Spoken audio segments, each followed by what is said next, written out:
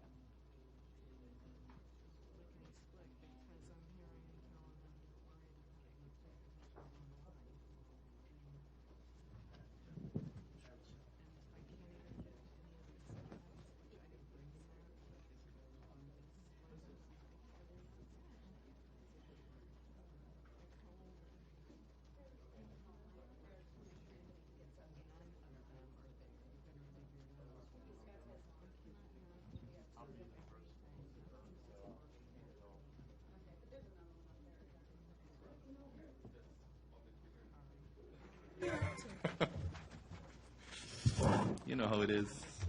That's why I'm asking. Okay, Jen, are we ready? All right, great. We'll go ahead and call this meeting to order. If we could have a roll call, please. Yes. Yes. Lee. Here. Here. Here. Great. All right.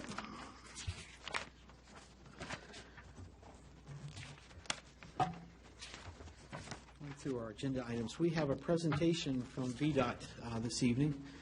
Brian, you want to do some introductions here? Sure, put me on the spot. We actually have quite a representation from VDOT today, and I'm actually going to just turn it over to them, let them introduce themselves. Claudia, you want me to turn it over to you first and let you introduce the rest of the participants? We've actually asked all of the project teams to come and kind of give you an update on where we are and how that process is going throughout. And so I'll turn it over to Claudia Lelena. Good afternoon. Hi. Mayor Lee, Yes. Vice Mayor Aiken, and council members. Thank you very much for inviting VDOT this afternoon to present information of some of our projects along 66 corridor. My name is Claudia Lana, and I'm the preliminary engineering manager for projects in the Haymarket and Prince William area. Our town manager, Brian Henshaw, and town engineer, Holly Montague, identified 4 VDOT projects that we understand you're interested in being briefed on. So who's here is basically the VDOT leaders for each of these projects and some of their key staff members. They're here to present highlights and some of the milestones that they're anticipating and to answer questions that you may have. So I'll introduce the staff members, and we will be presenting the projects, if it's okay with you, pretty much in the order that they're most advanced and closest to completion, starting with the Gainesville Interchange project. Bill Cutler, he is Assistant District Administrator for Construction, and Matt Shaw is the Construction Manager for this particular project. For the 66 widening project and the 66 interchange projects, it's the same project manager. You've met her before, Tina Briganti-Dunn. She's the project manager, and she has representatives from the design build teams for both projects. We were here earlier on last fall talking to you about some of the details of the diverging diamond design concept for the 6 interchange, so Tina will build on that information. On the 66 corridor widening, Susan Shaw is the mega projects director. Also here is Charlene Cleveland. She is the design build program manager. And Dick Burke, who's transportation and land use director for this Haymarket and Prince William area. And with that, I'll turn it over to the project managers and for each of the specific team, starting with the Gainesville Interchange Project. Good evening. My name is Matt Shaw. I'm the project manager of the Gainesville Interchange Project. You guys will be happy to hear that we will be finished this summer. Wow. It's been a long time coming. I know you all are aware of the project. It's been going on for about Matt. 4 years. Sorry, could you raise the lapel just a little bit? Thank Can you hear me now? I hope. All right. They're finicky. Perfect. As I said, it'll be finished this summer. It's been ongoing for 4 years now. Currently, we're just closing in between the two bridges. It's hard for everyone to see in the traffic, I understand, but pretty much this area of fill is just about complete. We're just waiting for the weather to help us out. Once that's done, we will do our next major traffic switch in mid-April. What that'll do is remove the 29 signal. So 29 will be free flowing all the way to Virginia Oaks. And traffic will be going over the Linton Hall 55 bridges. So it'll be a great bonus for everyone. When that movement's switched, it'll give us a chance to complete the ramps that you see here. Actually, it'll be this area right here where the signal is currently. You see two walls that are not Is that where the joined. American flag is? Yes, sir. Okay. Those fill areas have to be completed. During that time, traffic will be a little more challenging for 29 southbound to access, Linton Hall westbound to access 29 southbound. We'll have to set up a detour using Wellington and University to come back out 29. It'll be for a short period, but it'll be a great bonus to 29 movement and all the other movements. Like I said, we're looking at mid-April and summertime finish. Great.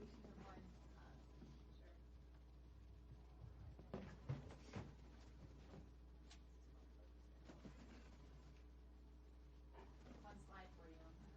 We have prepared a slide presentation to provide just the high-level details, but as Matt alluded to, projected completion is this summer with the major traffic shifts getting onto the Linton Hall Road. Thank you. The Linton Hall Road overpass in April of this year. So I don't know if you want to allude to these photos and. This is 66 up here. We call this ramp A. It'll be 66 eastbound heading to 29 southbound or Linton Hall Road.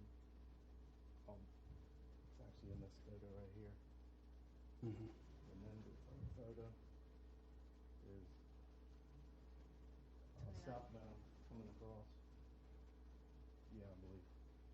This is a new photo to me. 29 southbound, Yeah. leading up the hill towards Toward the road. the Rickford Bridge. Okay. Bridge we call it. So people are going to, if I may ask, people are going to get rerouted Wellington to University back to 29 for the throughput, right? Or some may be directed towards Virginia Oaks the back way. There won't be any direction for them to do Right. that. But, as locals know, there's many other options. Right. Okay. That's going to be impactful for them, not us.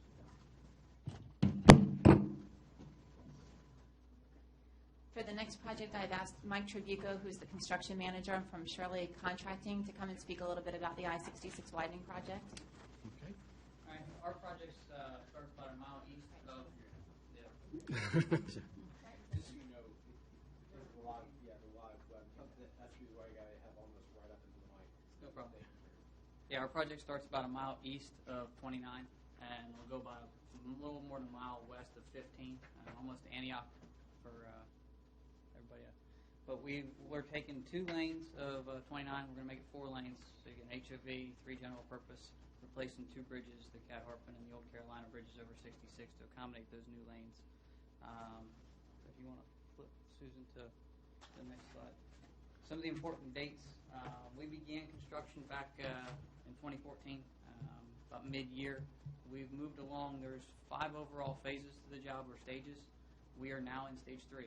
So we finished the ramp improvements at 15 there. We finished the mill and overlay portions of 66 to get that new ride surface. And then now we're working in the median right now. That's stage 3. So we're working to complete stage 3.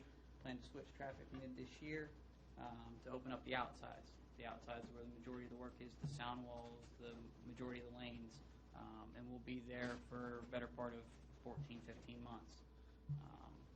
As everybody wants to know, is when's the Old Carolina reopen? We're looking at spring next year.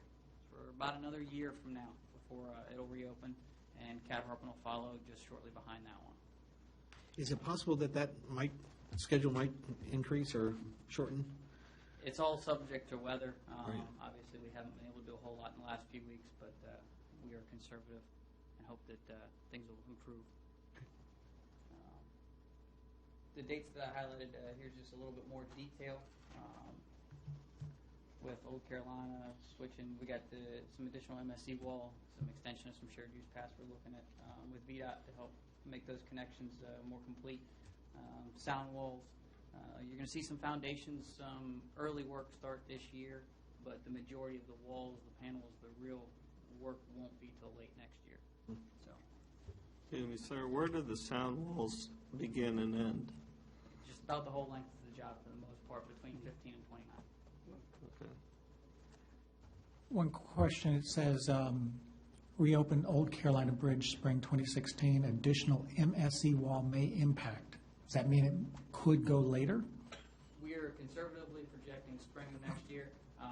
With the weather as it's been this winter and looking at what that work will do to us, we need to complete that work completely out of traffic to allow for the construction. So we need to see how that will play into everything. What is the MSE wall? It's a retaining wall along the western side of Old Carolina there, on the southern side of the intersection. If I may, we understand the town does have a pedestrian improvement project to provide a shared use path along Old Carolina from Washington Street north. Our project would provide for a logical terminus of our project to then provide ease for the town's project to provide then the rest of that connection. Initially, our shared use path stopped about 250 feet north of opposite of Cheyenne Way, so we would not have taken it as far south. Leaving the town then to pick up the remainder piece of that would have required the town to have paid for the extension of that retaining structure to hold the shared use path on top of it. Because of the D.R. Horton homes that have gone in so close to the right-of-way line, that retaining structure is required to hold up the shared use path. So we're adding to our contract a change order to permit that extension of the MSE wall, the retaining wall structure, and the continuation of the shared use path so that the town's project will be at grade only from the south side of the driveway for the details for the home business all the way then down to Washington Street. So ours will provide for a continuous path and ease the town's project. If you want to flip through, just graphically understanding the phases that we've got, the outside that we're in currently. You can flip again, Susan. This is where we're headed to with the next traffic switch. Everybody gets shoved tight to the middle, and then we open up the outside with barrier between traffic and the work area. And then there's your final configuration, which will be ultimately the late summer of 16.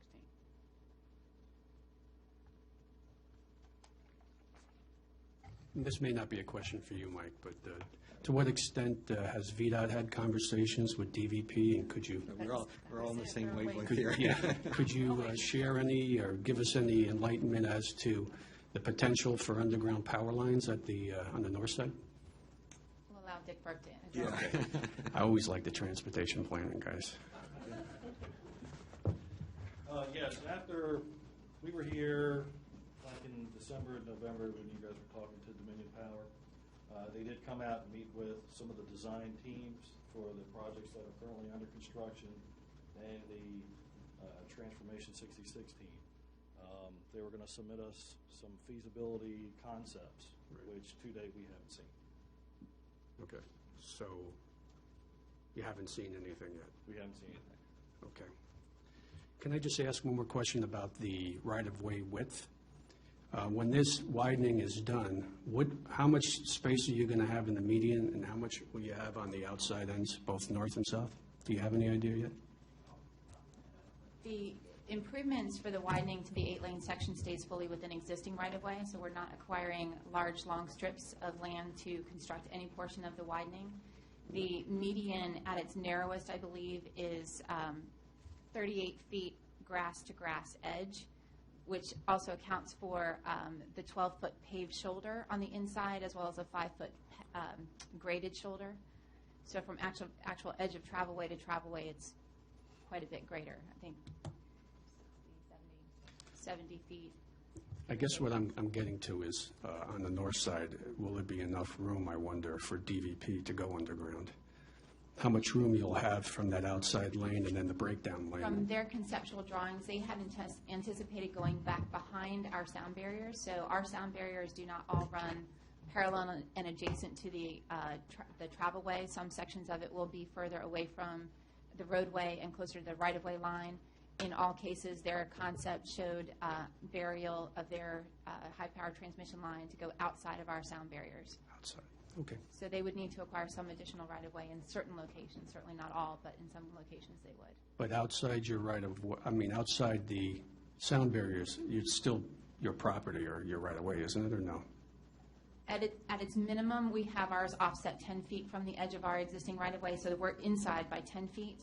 Okay. At its narrowest section, and other sections where we're right along the adjacent roadway, obviously we have a considerable more available right-of-way behind it. Okay, thank you. That's a challenge. I'm going to invite our other design-build team, represented by Lane Construction and Rinker Design Associates. I believe Mo Kim from Rinker Design will give an update on the 66 Route 15 interchange.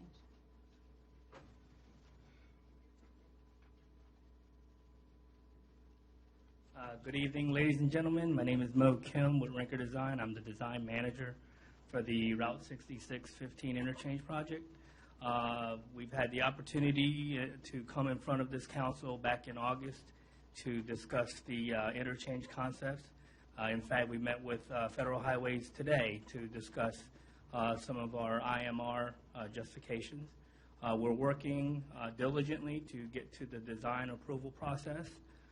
We've had the citizens information meeting back at the end of October. And since then, we've been working to, again, get to our right-of-way phase. So upon completion of our design concepts and approvals, we'll be meeting with the town property owners in terms of doing appraisals and right-of-way acquisitions. We don't anticipate that to start until sometime in March. We're hoping to begin construction as early as spring of this year, but construction will start predominantly on the northern pieces of Route 15.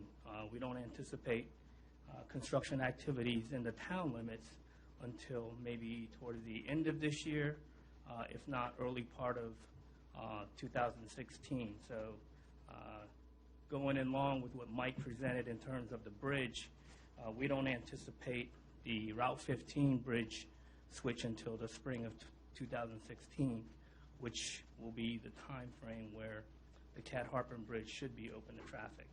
So again, we're looking at it from the various projects and coordinating the different timelines.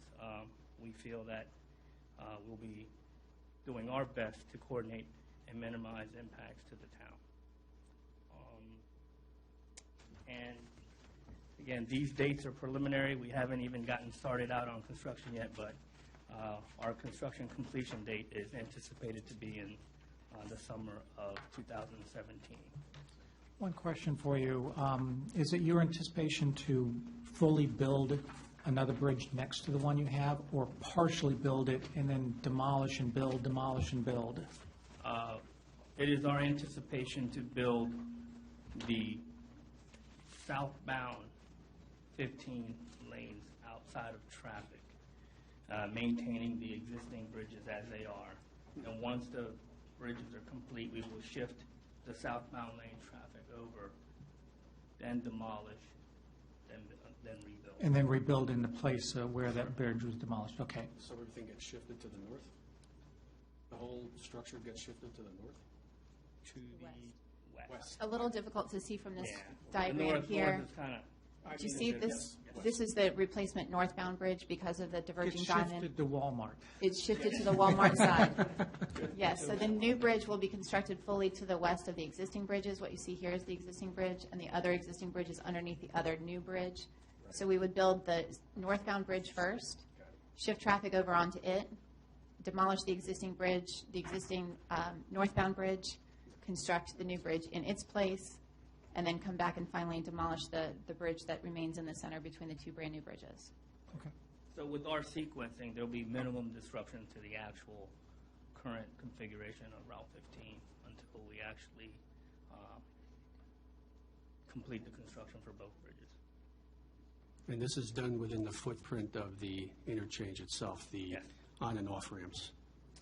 Yes. Yeah, because they have to stay active, so Yes. it's a really tight footprint in doing that work. So there's going to be a little bit of dip in the road in the future. Everything is going to shift to the west a little bit as you approach 15 itself, no? No dips. No dips. No, I mean shift to the west. Curve, yes. Yeah, okay. Which actually assists in the layout of the diverging diamond, because you do want to create some separation before you enter into the crossover intersection. So by allowing some realignment on the approach, it improves the angle of approach through the intersection, which will help motorists recognize the lanes that they have to stay in as they're passing through this crossover intersection on either end of the interchange. Yeah. What's that? Yeah.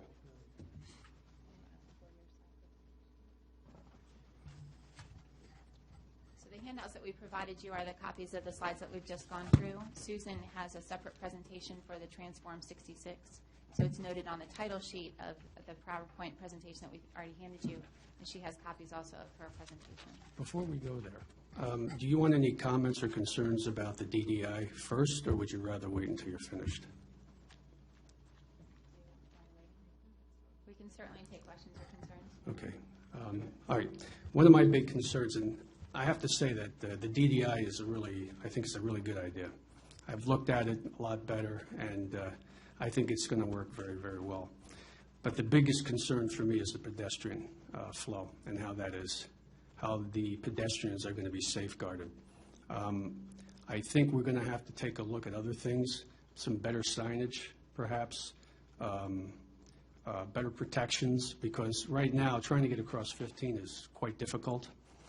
Maybe some better lighting for folks so that they can be seen. I'm not really sure that lowering the speed is really going to solve that problem.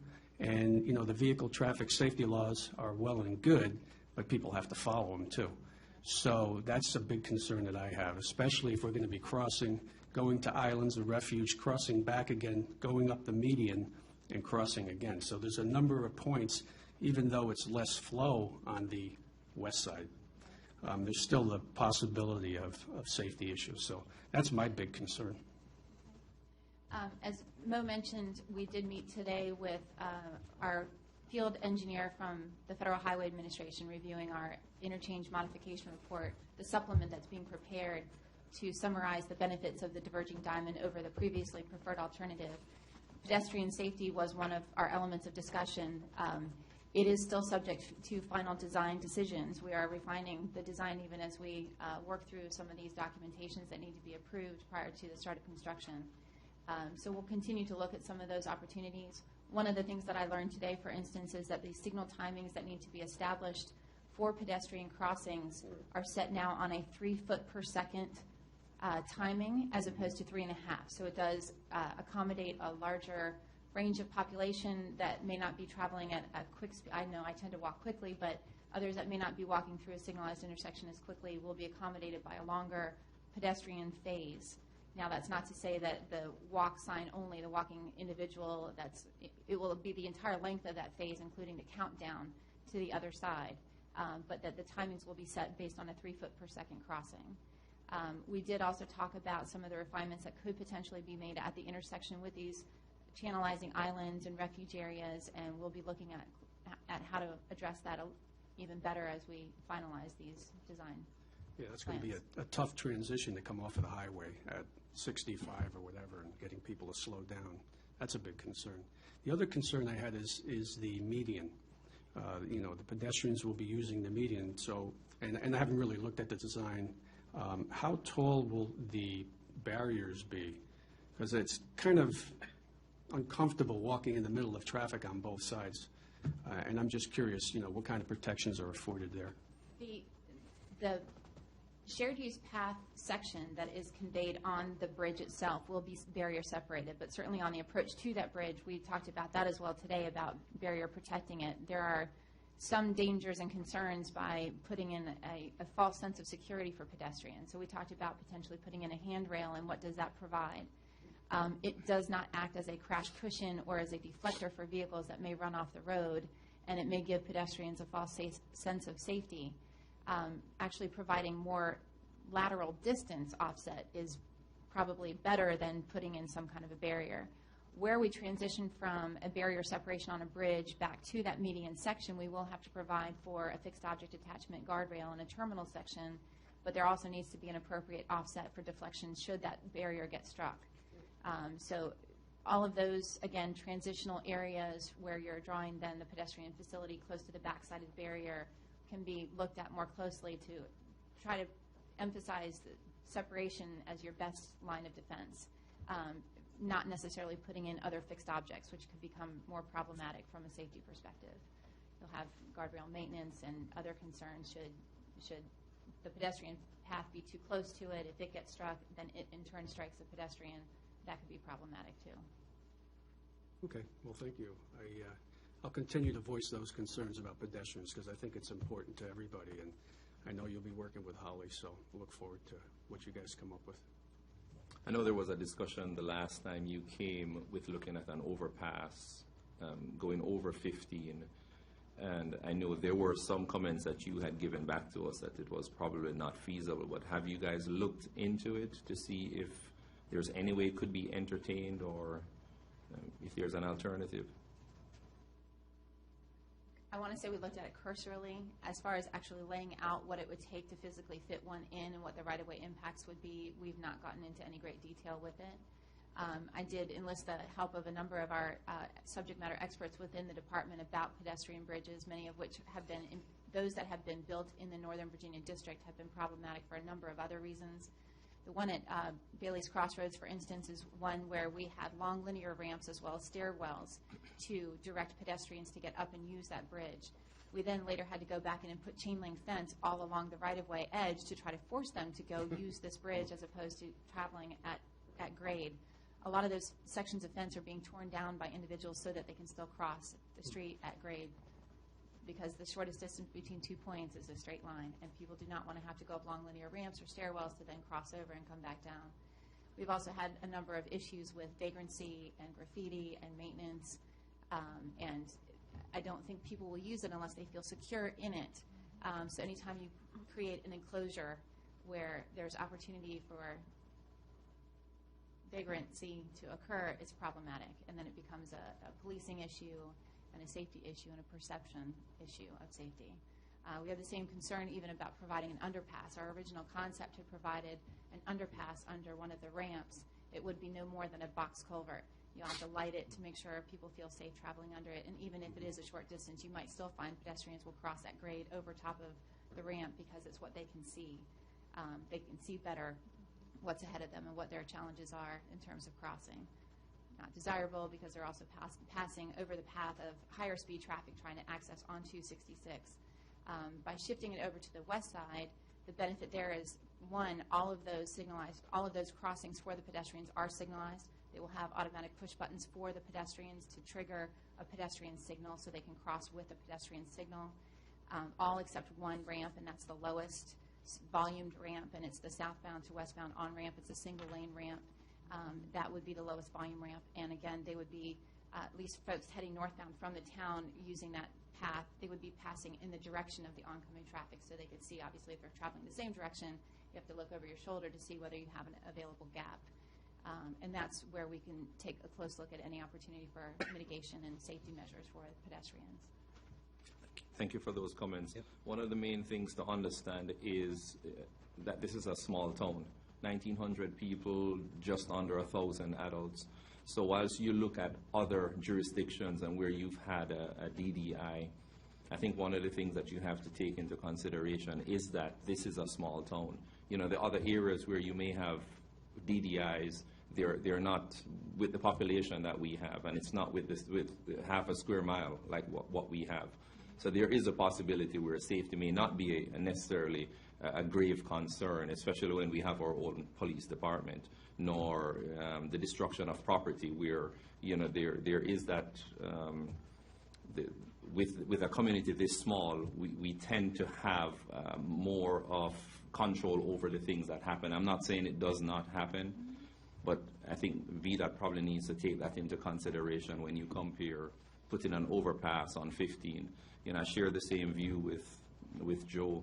It's trying to cross 15, going and standing on an island, and then waiting for an opportunity to go across. So I don't know if we'll face the same issues like other jurisdictions will face with trying to get rid of those barriers, but I think it's something that you could look more into. We could certainly look at what a footprint of what that bridge would require. Again, in order to be compliant with the American with Disabilities Act, we can only have so much of a linear grade along these ramps.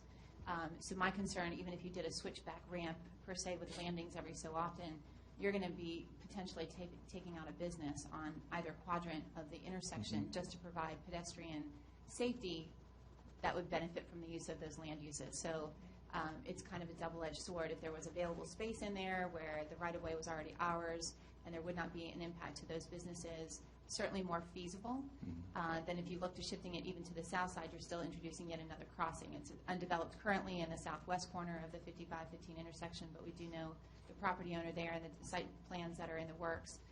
Even if we could get out ahead of that and buy their right-of-way to build the pedestrian bridge on that side, we're affecting then the Sheets redevelopment site, and then also how do we still get them back over to the north side of 55 if indeed their intended destination is the Walmart Kohl's shopping center. So there are some challenges. We can certainly put pen to paper and show what that footprint looks like, but if it wipes out a business, is that really the desired direction? And I think that's where we're depending on you to come back and give us some suggestions of what works. Okay. So we'll take a closer look. Okay. I just have one follow-up, though. So with this project, to get across 55 is very difficult, anywhere from, I guess, Sheets back to Food Lion.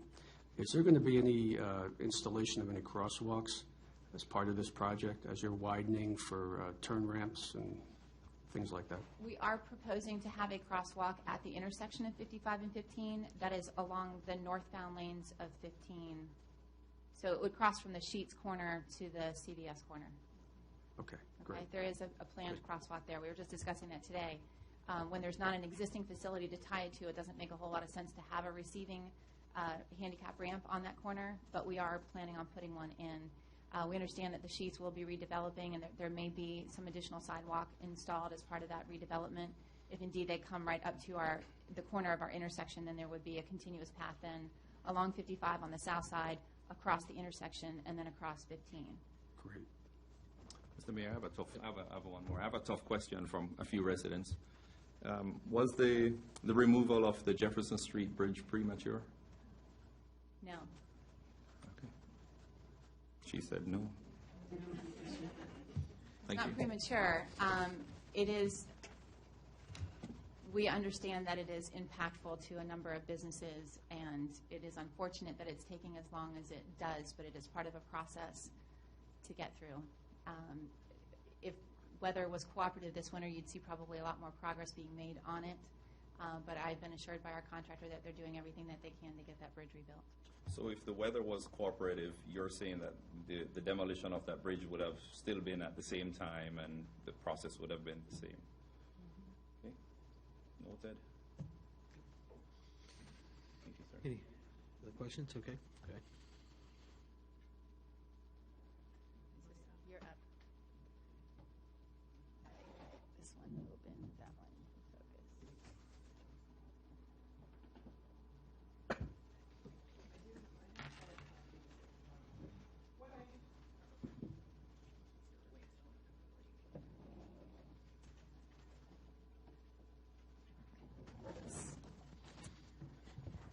Thank you for having us here. What I have and what's being passed out is basically our presentation that we gave at our public information meeting back in January, February timeframe. So I don't know if any of you all were able to make that.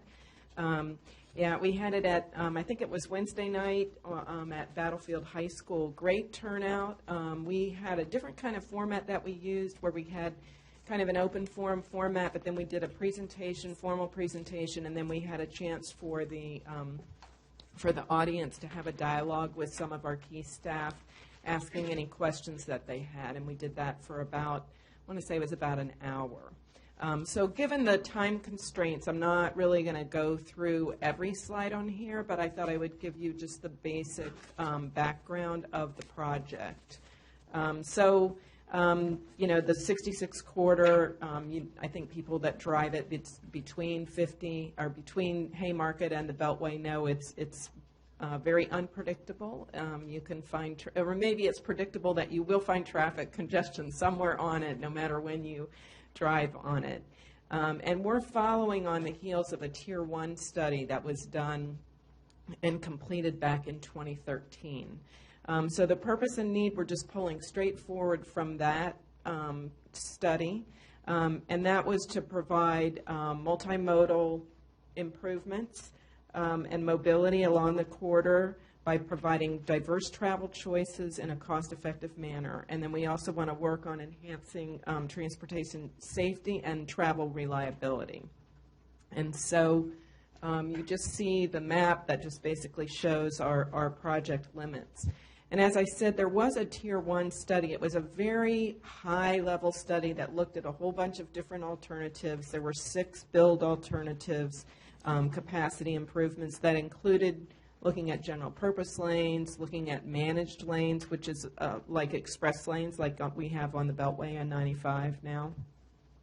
We also looked at metro rail extension and some other transit improvements, including extension of VRE. The green bulleted items were just items that could be done in conjunction with any of the alternatives that were looked at.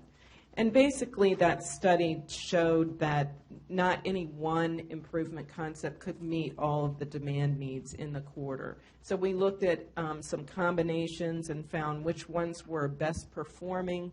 You see that 2 managed lanes showed up in quite a few of those, as well as adding general purpose lanes along with some metro rail extension. That study concluded, and there was a record of decision that said you can take any of those concepts or combination of them into a Tier 2 study. You don't have to take them all at once. You can pick what you think is most effective and move that in a current time frame. You could save some of the others for a later time frame. And so that's basically what we're doing with the project that we're now moving forward with. Yes. Was that with FHWA and FTA or just FHWA?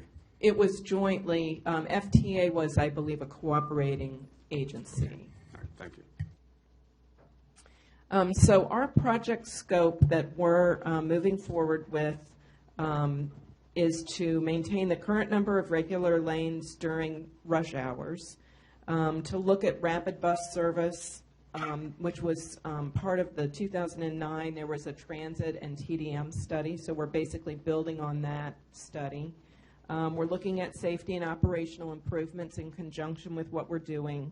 One of the key components of that Tier 1 said, you can look at any of these, but make sure that you consider not precluding another reasonably foreseeable alternative. And for us, that is median run transit, likely to be metro in the eastern end of the corridor, and as far out as I guess we can get it, could be some other type of transit elsewhere. And so we are looking at concepts that include that.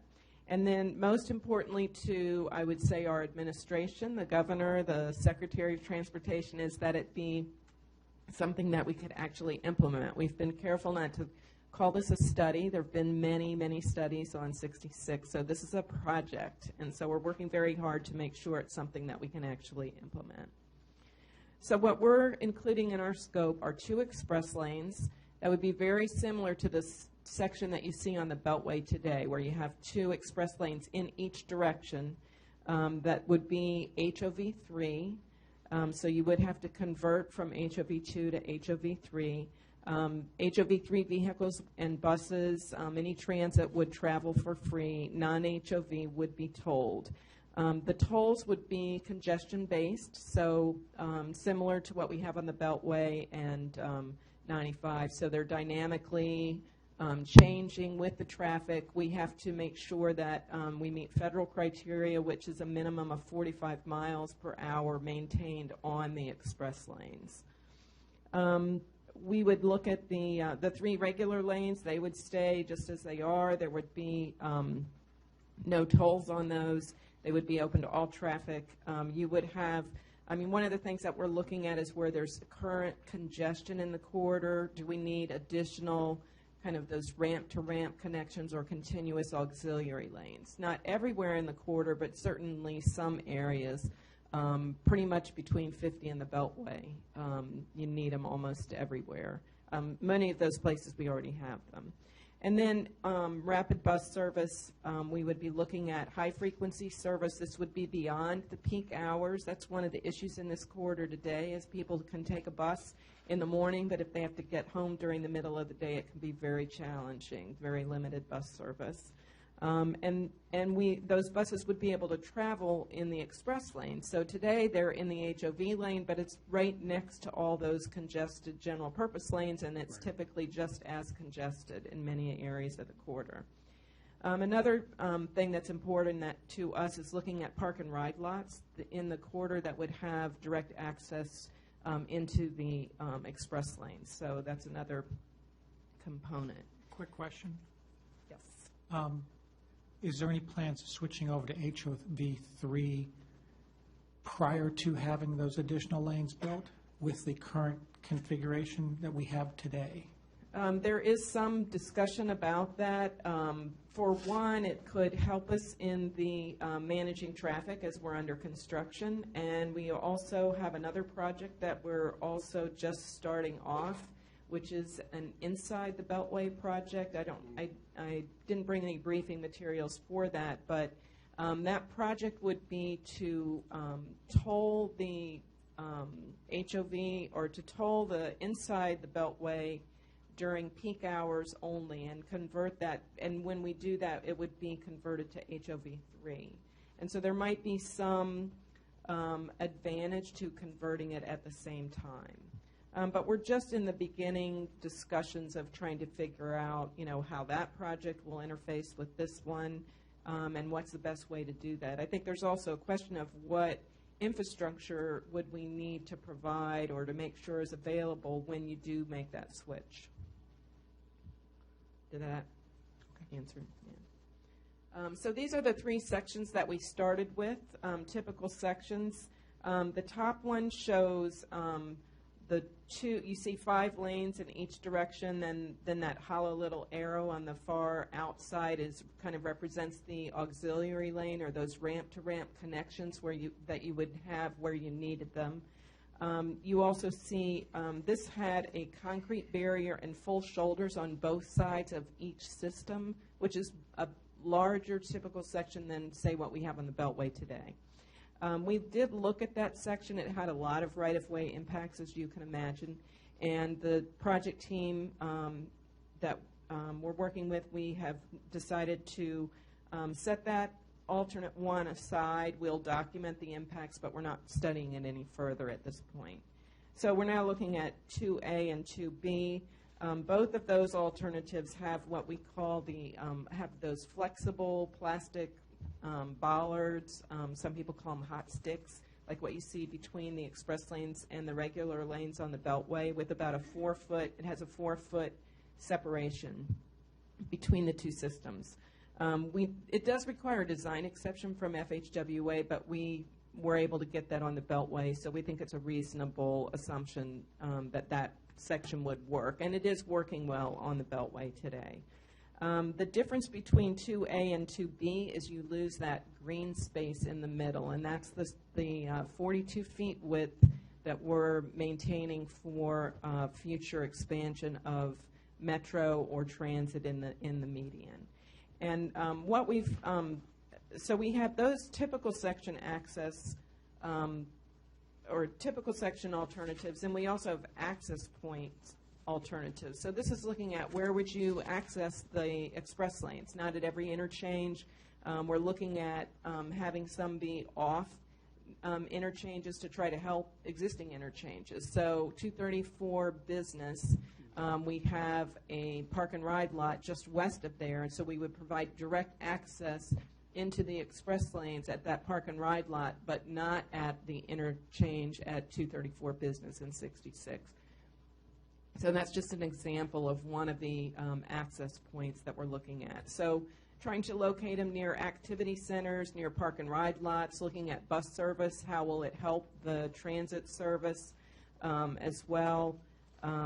Looking at connections between the express lanes and the general purpose lanes. We're looking just east of 28 for one of those system-to-system connections. That's something you don't have today on the Beltway. So if you're on the Beltway and you want to get on the express lanes, you have to get off at an access point and come on. But we would look to provide a couple of opportunities for that between the two systems. Also, we're looking at replacing or widening many of the overpasses and bridges. This is largely in the eastern end of the corridor where needed, and we're looking at pedestrian and bicycle access wherever we're impacting those. Do you know if the 3 bridges being replaced here, 15 and Cat Harpin and Old Carolina, will meet this design? We believe they will meet it definitely for the narrower, the 2B option. The 2A, we may need to get design exceptions or look at some alternates for those. But certainly we recognize we're on the heels of a brand new project that so we're coordinating to the extent that we can, looking for ways to make it work for those. So this just shows the 2 different alternates that we're looking at. And one of the things that we've tried to explain is that, we have these mainline alternates, we have access alternates. And while we're calling them, they're grouped into 2A and 2B. What we anticipate is that at the end of the day, we're going to pick the best of both of those things. And it might be an access point from 2B plus an access point from 2A. It might be a typical section for 2A in one location, maybe in another location where the impacts are particularly extensive. We may look at, for the near term, going with a 2B alternate. And one of the places I typically use to describe that is just west of 29 in Fairfax. There is no median today. And so the question is, would we tear out that old pavement, which is usable, serviceable right now, still has a serviceable life, and leave a green space for a future transit, which may not come for many years, impact the parks to the outside, which is why you don't have a median in that area? Or would we just study, well, what would be the cost of that, and maybe we would do that in the future and not take that hit today? Other areas we may find, we need to buy some additional right-of-way and have that impact, but in this area there is room to do it, and maybe we would bear that cost now. Certainly any bridges that we're rebuilding, the bridge at Dunloring, where we know, where Gallows Road is over the Beltway. That's not a good place because there's already Metro there. Say we're rebuilding the bridges at Route 50. There, clearly, we need to make sure that the piers and the bridges are going to be wide enough, no matter what we do with the typical section. So we're right now working on pulling together data, information, analyzing what the impacts are. We've done some preliminary drawings, and we're now, kind of counting up how many wetlands do we impact, what are the stream impacts, and coming up with all of those impacts. We're also looking at noise impacts, where we would need additional noise walls, air quality, and our plan is to have our public hearing on the environmental document, draft environmental document at the end of May. It's a very tight schedule, but we're working very hard to meet that.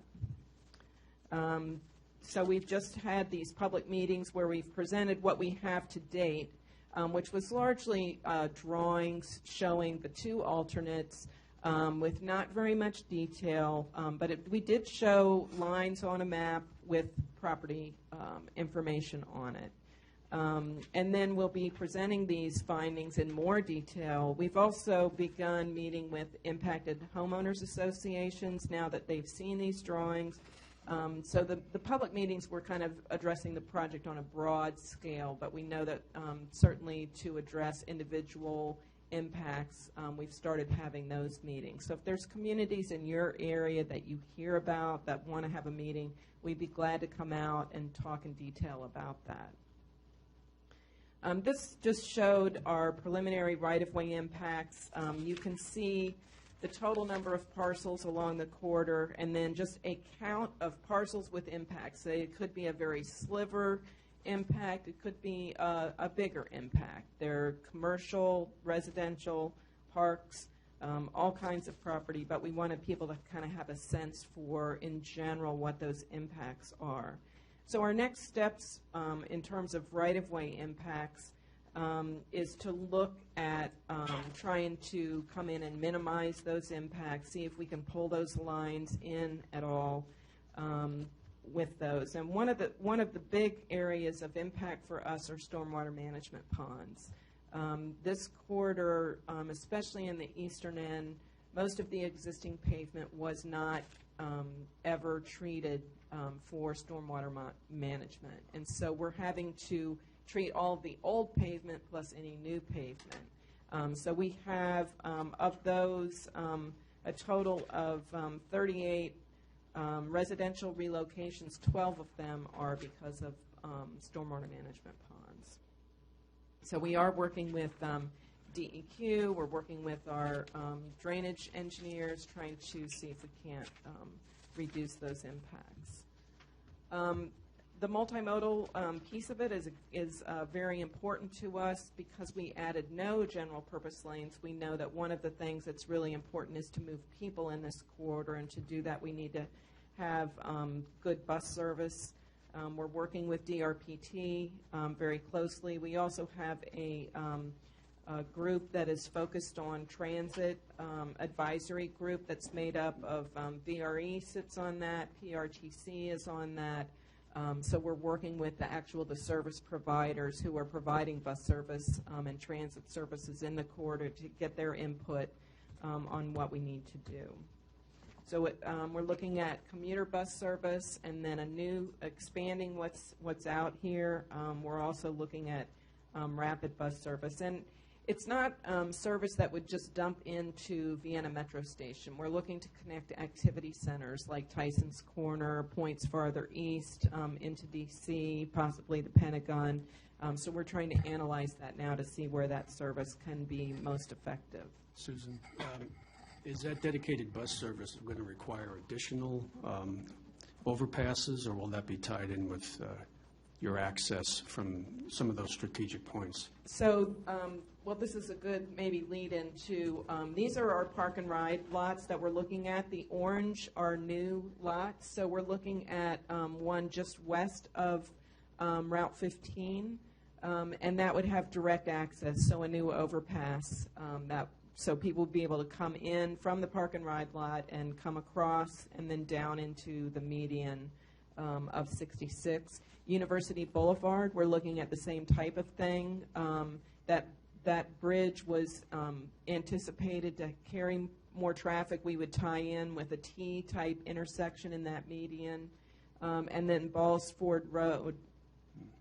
We don't have the exact location, of where that park and ride lot would be, but it would be west of 234 Business. We're looking at a couple of possibilities there, and we have two different access options. One is a T-type access point to the median, and the other would be a flyover type of access. But all of them have direct access into the HOV express lane system.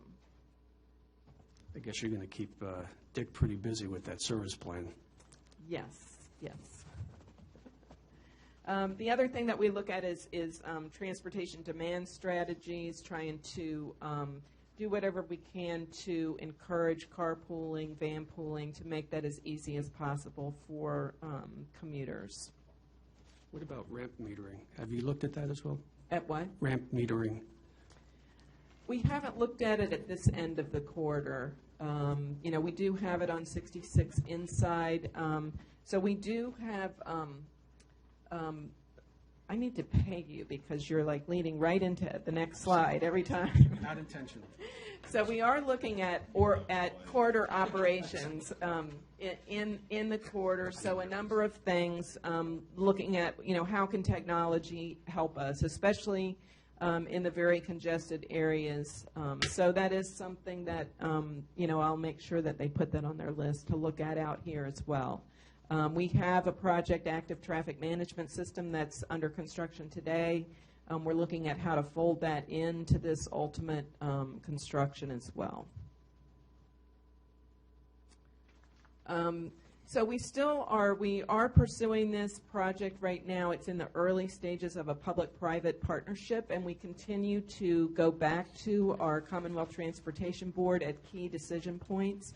The next one will come next month when they consider a motion to allow us to move forward into a request for qualifications phase. So we're planning to do that next month. At each step, there are some new guidelines that came about last fall. There's also been some legislation proposed. I'm not sure where that's at, but I think it largely follows the new guidelines. And mostly it is to make sure that we have an open, transparent process and that we continue to inform our leadership at each major milestone and step so that if information changes, if the risks change, that they're made aware of it before making a decision to move forward into the next phase. So right now we're evaluating the project for risk, for cost, for benefit, making sure this is the best way to deliver the project. One of the reasons we're looking at it is because we have an overall, and this is a broad brush, but project cost expected to be between $2 and $3 billion. So when you look at what is available in the state's budget, it is not that much. The early studies of revenue showed that they feel the revenue from tolls could support about $1 billion. So that still leaves us with a big gap. We're working very hard as a team to come up with a project that is financeable and fundable. That's been our charge. So we'll continue to study the entire corridor and to look for ways to reduce the cost. In what year are those dollars? These are, I believe, we're looking at in year of expenditure. So, it's broadly defined that way. So this just tells you a little bit. We did have about a year ago in November 2013, they did a request for information. That's just kind of to test the private waters to see, well, is anybody out there interested in pursuing a project? They received 19 expressions of interest, so that was a good indicator that it does look to be, a good candidate for a P3 project. There was an initial finding of public interest, and now we're working towards the finding of public interest again as we move forward into this next step, which would be the request for qualifications. Then we would do a request for proposals from the shortlisted teams. We would anticipate shortlisting up to 4 teams. And then a final RFP would be at the end of 2015. A very aggressive schedule. We're working very hard to meet that. So we've just done our public meetings. The last 2 weeks we had about 600 people altogether that attended the meetings between the 4 meetings. We're now scheduling briefings to impacted HOAs or anybody who wants a briefing, project briefing. We're willing to come out and do that. We do have a new website that is dedicated to the project. All of the display boards that we had, this presentation I'm doing tonight, all of that is available on the website. We did live stream one of the meetings. It was the one that was held at one of the ones that was held at our VDOT offices, and that's up there, so people could actually watch the presentation and the Q&A and get a better feel, for what was said at the meeting. And then we also have an area where people can put in comments if they want to and see what the responses are online. This just shows our overall schedule, which is to have our environmental public hearing in May, I mentioned, our final environmental document by the end of 2015, with construction starting in 2017. So again, a very ambitious schedule that we're working very hard to meet. So, and then open to traffic in 2021. And that's our website. I think if you type in, if you Google and just type in Transform 66, you can get to us. So, any questions? Mr. Morse? Yep. Ms. Swinford? Mr. Cottle? Mr. Aiken? Go ahead, Joe. I just have a couple of comments. First of all, that was a great presentation. Thank you, Susan. As far as the BRT is concerned, and maybe we can have an offline conversation, so maybe I can get your contact info. We can talk a little bit about some of the impacts and some of the ideas out there. And the reason why I know just a little bit to be dangerous, I guess, is because I worked on a I-287 project up in New York from Suffern to Port Chester, where they're replacing the Tappan Zee Bridge. And a lot of these elements, that is a very big project. But they had to take the transit out of that project because it was way too big. As it is, it's a $4 billion project just for the bridge and the approaches. So I'm just curious about the BRT, or what you call the bus system. Are there thoughts to branding that? That's going to not be in a dedicated lane, obviously, but how will that be branded? Any thoughts on that? We're working with DRPT, and they haven't determined, would it be a service provider, who would provide the service and how they would do that. We do. We're continuing to keep it in. It's in the project cost, but it would not be something that we would ask the concessionaire to run. That's kind of not really like in their main. You're going to get a big contractor who's going to kind of be at cross purposes to them, anyways. So in other words, whoever comes in as a concessionaire is going to want to maximize their profit, not get a bunch of people on buses. Right. The other thing, too, is that, when that service would start and when you would be procuring that. So it would be separate, but it's continuing to be shown in our project costs. So we're very aware of there's capital costs involved with purchasing buses that would be needed for that service, with what you need to do to maintain those, and then the operation and maintenance annual costs moving forward. So we're working very hard with DRPT and our funding partners to figure that piece out. It needs to go hand in hand with everything that we're doing on the road side to make the corridor function properly. Yeah, it looks like you're trying to preserve some of the property for future expansion, if I heard you right. But that also is an incremental cost in your capital. So I applaud you guys if you're able to do that, because you need to preserve some of that right away for the future, too. And, in my view, I think transit is the way to go. You're going to need to provide those modal choices, because without it, you're not going to build your way out of this congestion. It's not going to happen. Right. Thank you very much. I just wanted to, this is actually from our website, and it just shows the corridor out here. This is just west of Route 15, and you can see the blue shaded area is a potential site for a new park and ride lot and how you would access that. But that's the level of detail that you have for the 25-mile corridor. And this is just one. There's two alternates, 2A and 2B. This is just one of them, but lots of information available on the website. All right. Any further questions? I do have one. On the projected cost, obviously, we're talking $1 billion, $2 to $3 billion is a lot of money, but On this alternate 2A, as far as Metro, having lived out here for a long time, I get a lot of citizens that say, realistically, can we ever expect, the Metro rail to come out to Haymarket? Seems like there's a lot of interest. I mean, what is your take on that? Do you think that's a viable option? Do you think that's something that could really happen, or is it probably not going to happen? Well, I understand it is in the long-range plan for the Prince Williams Transportation Plan, and they have shown areas. I think they've identified a couple of locations for stations. I think when you look along the corridor and the type of development that you typically need to support rail, and you look at what happened in Tyson's, what's happening in Reston today, huge redevelopment. It's hard to see that coming soon.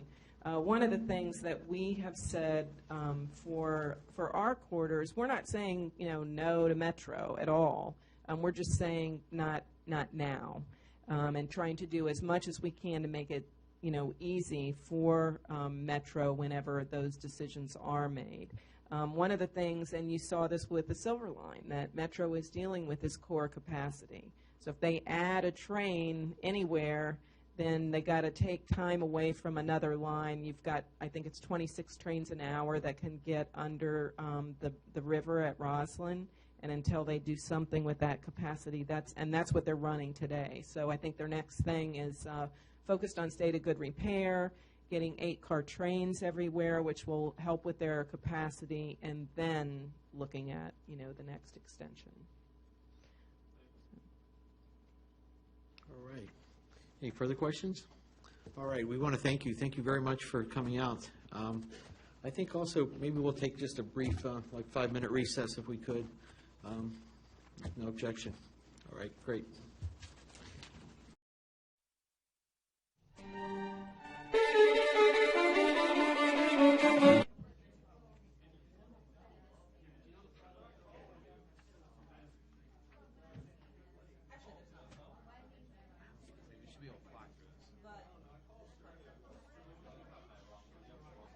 Look at them, they're not all long. Department.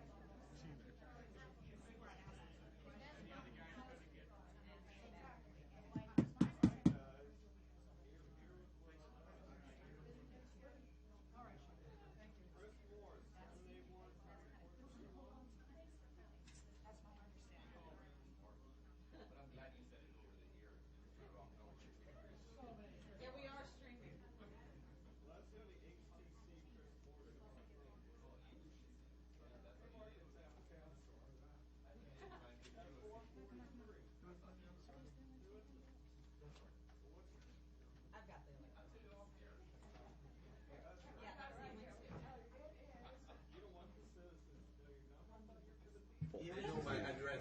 They don't need to know my phone number.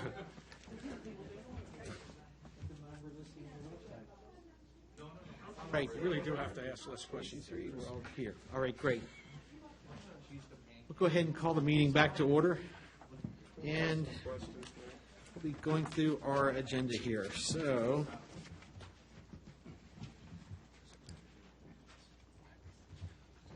invocation, I've got one call out. If we don't get this passed through, I'll be using your information there that you passed along. I should know by probably tomorrow. Would you like me to do it, or? If we just wait till tomorrow, and then I Yeah, can know. fine, not a problem. All right, great. Our pledge, our citizens' time, our minutes. I have one correction, but Jen, I'll send it to you to save time. Hey, David, do we have to include the public hearing as part of the agenda for Monday? We do. We have a technical issue. Okay. We'll be all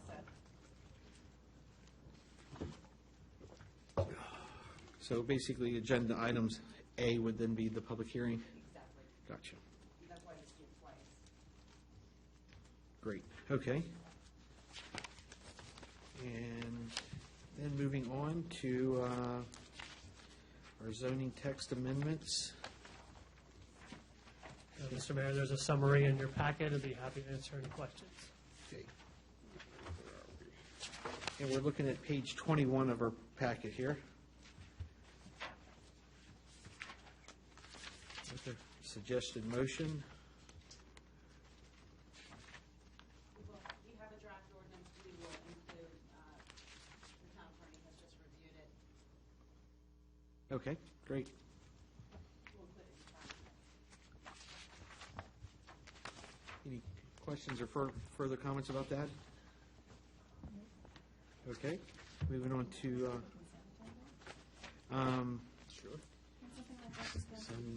Because you're having a public hearing, you would need to keep it off consent. and probably would require a roll call vote too, I would assume. Okay. No, I appreciate that. Work smart, not hard. And our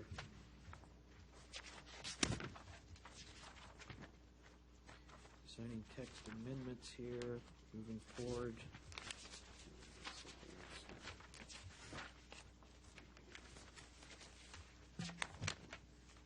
And moving on to our physical policy.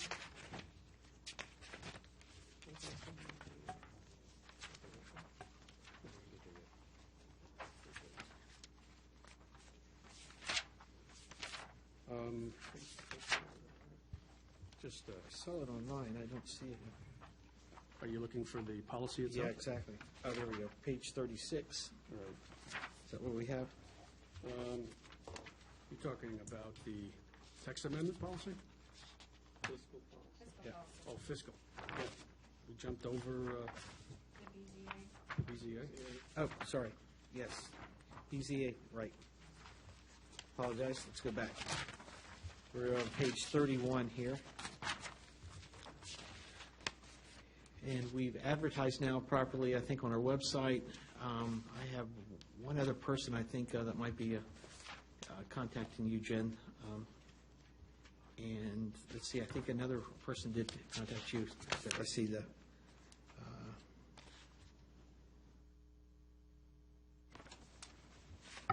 Laura, yes, okay, that's included. Do we have any background info on Laura? I know she's a resident of Green Hill, and I think she's lives on Little John Court. Another Green Hill? So is this an official then? I mean, We've never been we have never asked for background information. If going forward you'd like to, we certainly can. It was just basically asking for an intent, that our desire That's correct, in sir. email is Is it kind of thing. common that we ask them to show up and just introduce themselves and where we could ask them questions or something? Yes. Has that been done before? Yes, sir. Okay. I mean, I'd recommend reaching out to anybody that wants to and just have them attend the meeting so that they can express their interest to us and we can ask questions and see what their, yeah. Okay. Good. All right. So who will do that? Jen or Brian will reach out to? Well, can I ask a question, though? I mean, Sure. What's typically done in most towns for these things? Do they put formal applications forward? Do they have someone come before the board and discuss? I mean, do you have any background on what other? No, ma'am.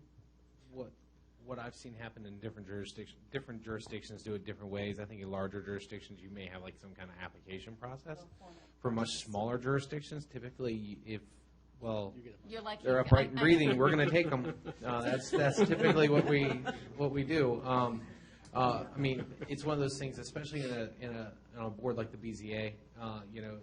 They don't meet. They don't meet often. It should be annually. That's about Okay. it. But and unless issues come up. So typically speaking, I think for a small town the size ours is and what we've done in the past, I think just having them here to introduce themselves and so that, you at least can put a face with a name. Right, that's. That's also our attorney's opinion of what other jurisdictions. Right. Well, I can tell you what my town does. I mean, from a legal perspective, I don't, it's not that there's a requirement, although I think having a process of some sort is probably beneficial from a legal perspective down the road should an issue arise. So where I live currently, although I'm moving to Haymarket, not to the town of Haymarket, but nearby. But I live in the town of Vienna, and they do have a small application. So if you want to look at it as a model, you could go to their website for Town of Vienna and see what their application is. It's pretty short, asks for people to state their interest and, reasons therefore, and a little bit of background, so you can find out maybe they have some relevant experience. It's good to know. So you could try that. Okay, Mr. Mayor, yes. I think it is beneficial. I've seen it even in just our HOA, where someone vies to go on our board to get something pushed through or something voted for concerning their property and then get off. I think in a case like this, especially with the direction that we're going, we need to find out about these people. We need to find out what their interests are. We need to find out just a general feeling of who these people are. I mean, most of them are going to fly through this whole process with flying colors. But I think we do owe it to our residents to go through a small process. Maybe that'd be an administrative thing that Brian could do, is put together maybe a process and use some of the local jurisdictions as far as their application or letter of intent to the. I think you could approach that. I think the only thing I'd say is, like, we've done followed the same process up to this time, and I think to change it, to be kind of throwing a curveball to any of the applicants or people who've expressed a volunteering interest at this time. I think in general that might be something that would be worth it to explore, but you've got people who are interested. I think if anything, the best thing to do, especially in this case, is really we can refer them and see if they come in, so we can kind of tell them a little bit about what this board does, and that gives them a chance to meet staff and everything. By coming in and meeting them, actually going through that, you might realize, what, we'd rather use this talent and everything maybe on another board rather than BZA that only meets on an annual basis, if that. And so I think ultimately that's where you probably need to go because I think it's just good policy in general. But I think at this point you've got a couple different interested candidates who are volunteering their time to serve the town in this capacity, and I think you all could either, we could get in and bring them in here as we've done before and have them introduce themselves, hopefully get a chance to meet you, or reach out to them. You've got their contact information, reach out to them and see if they'll be willing to meet with you beforehand. That might be a more appropriate approach at this time, but I think in the long term that's something you can explore. So, Brian, basically we have two candidates for one position, correct? No. Two positions.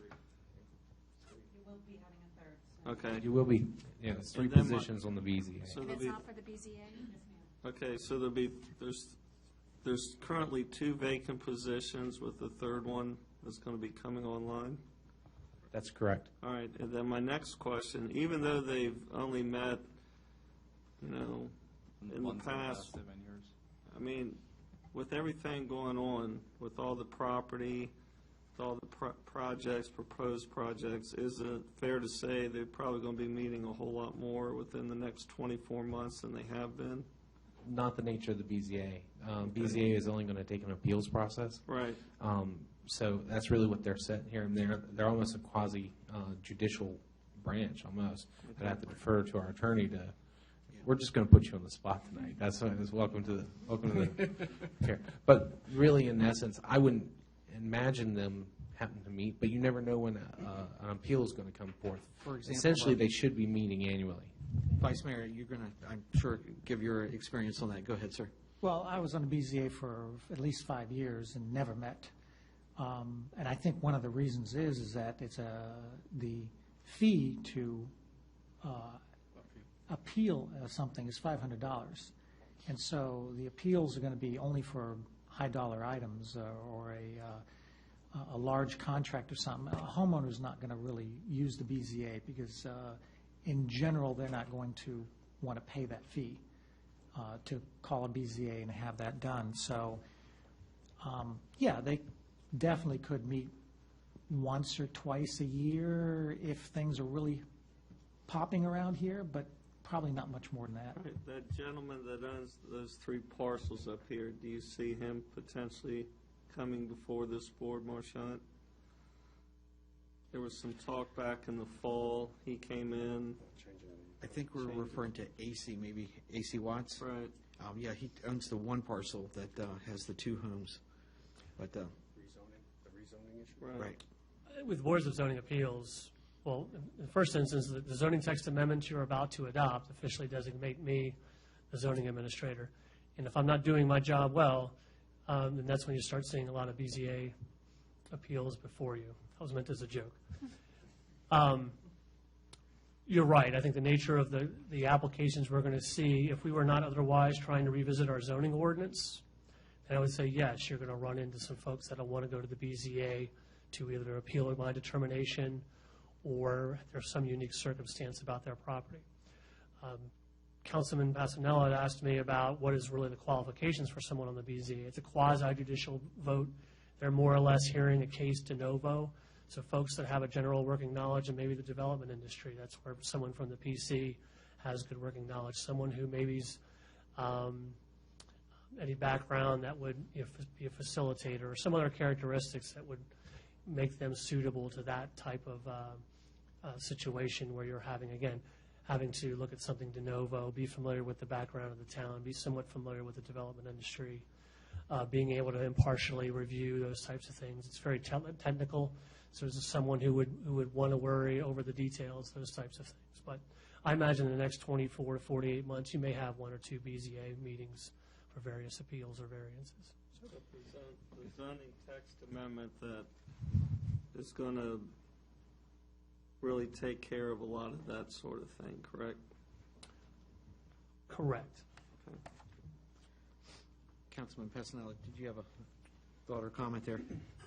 Well, just looking at the numbers, it seems to me that we should be focused on 2 vacancies, I think. Because isn't it true, and I'll ask the town attorney to tell me if I'm right or wrong, relative to the statute, I believe Ralph's position stays in play until such time as they find a replacement and they're qualified. So he's still not off of the BZA, technically speaking. So we still have him until such time as we find someone. Correct, and also him, again, I think the statute does provide that the member of the planning commission would be on the BZA, and I think that makes sense. Well, I don't think it says that somebody on the planning. May. I'm sorry, not shall. May. Well, because we got that information from Bob at the planning commission, and I don't know if you want to talk about it, Matt, but I did take a look at it, and it said, he thought it was a provision for someone from the planning commission to be on the BZA. So it's not necessarily has to be someone, but, it might make sense. Yeah, practical sense. Yeah. Makes sense. Did you want to comment? I'm sorry. No, I don't know. What's giving rise to the 2 vacancies you have are? I believe one term is coming up soon. One's Was already termed, and then another one was simply we had one gentleman vacated to go into the ARB. And then the third one, I think, was just a chronic vacancy that they had on the BZA. I'm sorry? So everything was correct except for the third vacancy is not available. We just have been forewarned that he has a contract. The board member has a contract on his house, and so he could be moving out of the area, in which case that would prevent him from serving on the BZA. The other 2 are, one, a term ran out, as Marshawn said, and the other was just a vacancy because of someone resigning from BZA and moving over to the ARB. So you have 2 vacancies that need to be filled. One could be filled by the gentleman who already serves and is interested in serving again. As Councilman pointed out, I guess the thought is that they'll continue to serve until they're replaced. So even though they've put in a termination or their term has technically expired, they'll continue to serve, is our understanding. Okay. Yeah, I guess I would just reiterate again why it might be prudent to have even a very simple application just as these things come up too, to show that the process is being followed, and so you can kind of pull from those from time to time as well and show that that's a deliberative process for making sure that people fill these roles. And I was just going to point out too about the finding people for other positions. With the town of Vienna, it's one application for all boards and commissions. So yeah, approach it that way. Right. Okay. All right. Mr. Mr. Mayor? Yes. If I can just piggyback on what the town manager said, I think it's important, as you mentioned, Brian, know that we have these interests. But if we look at our overall responsibility, maybe through this application process, we could find that they're more suitable on a board that meets more regularly. So in some way, I'll be available to speak with, the person who has shown interest, or maybe you. Maybe you could find some time between now and Friday. Yep. Okay. Mrs. Swinford. I really just brought the subject matter up to cover all the boards. I was really just trying to get it out there that I felt that was something we needed to do for all the boards across. I'm not saying that we should, this is obviously coming up. It's coming up next week. We're not going to have a form for them to fill out by then. Right. So I personally just feel if they can show up, maybe introduce themselves, give us a little background, that would be fabulous. But future going forward, my concern was for all of the boards across. All right. Just for the council's background, we do in the zoning ordinance, there's roles and responsibilities described for each one of these. So if someone were to ask you what is involved in being on the BZA, we could point them to the provision in the zoning ordinance, which we have online, which says these are the roles and responsibilities. Now, they may be speaking Greek in that language, but more or less gives an outline. Same way with ARB, same way with the roles and responsibilities for the planning commission. So. Yep. All right. Thank you. Okay. Moving on to our physical policy. I think we're on page 34 in our packet.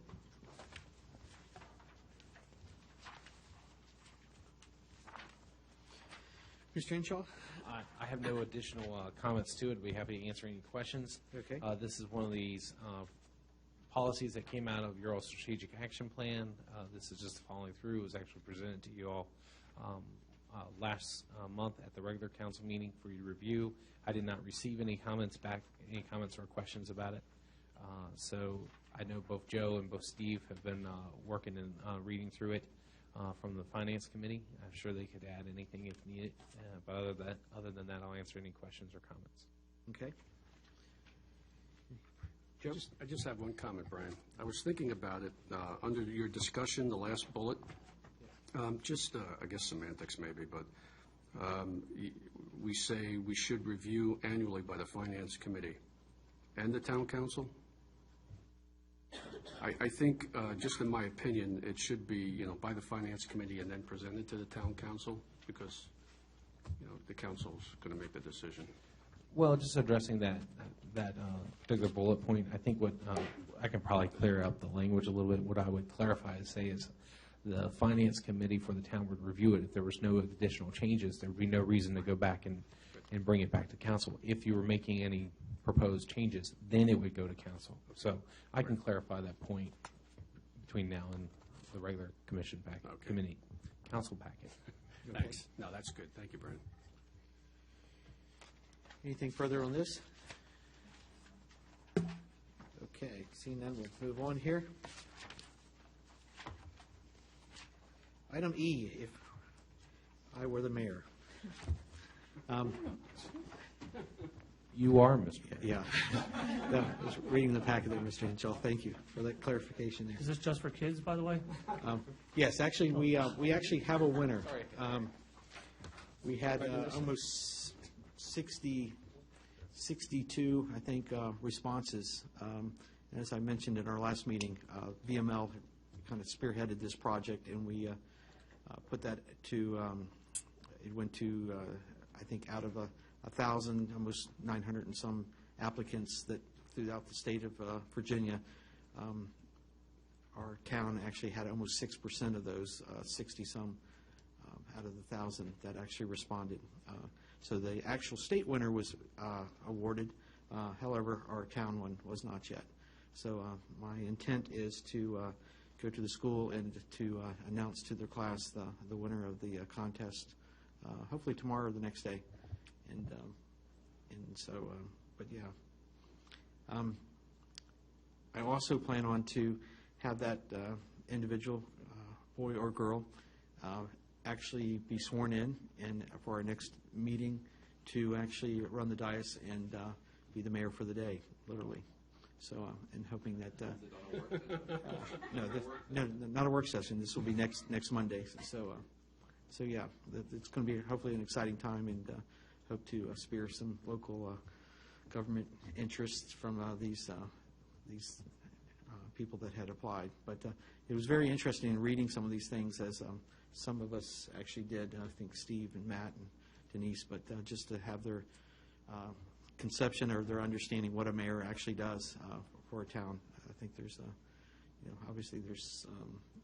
I think they mentioned in Prince William County schools that actually the 8th grade is more where they go into the local government and study on that. So the VML actually chose 7th graders, but still, I think I'll hopefully be able to answer questions and straighten them out there in class tomorrow. So, yeah. Exactly. So, okay. So moving on with that, let's see here.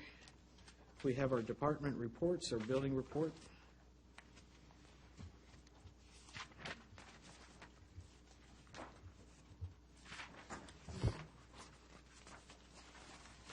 And this would be page 43 in our packet.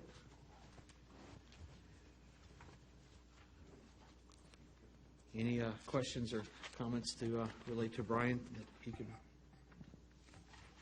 I was just happy to see that we're doing the ISO survey. I think that's a great thing, and I wonder how many people know about that, what the benefits are. The ISO.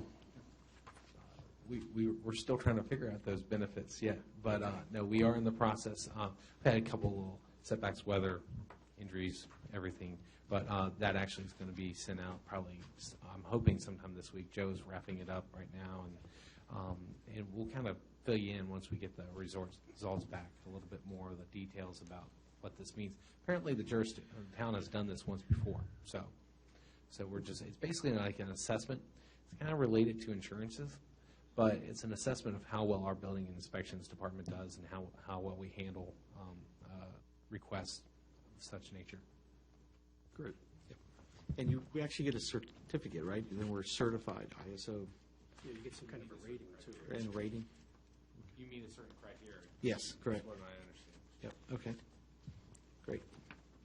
Okay, moving on. Our town engineers report. Ms. Holly. On the enhancement project, there hasn't been much change since we met last time. The 3 street lights are still out. Yes, I mentioned that too. They're ordering the parts that should be coming in for that. There is some question about whether or not one of the lights was actually shot by a BB or there's a hole in a light. So I'm trying to make arrangements to have the police present when that globe comes off so that they can inspect it. Also still waiting for civil rights paperwork. I believe I brought that up to you guys last time. We have not received the civil rights documentation, so there have been no payments made. And then after we get that, the project is basically at a finish point, so I do expect things to be coming to a head within the next couple of weeks as they get their paperwork in. Good luck with that. For the VDOT projects, you can actually see it was brought up in a lot of the presentations. I was working with them to get some milestone dates, so I can create an overall schedule for you guys so that you can see how the different projects compare. And you can see a lot of people took that information and inserted it into the presentation, so I'll work on getting it into a schedule format for you.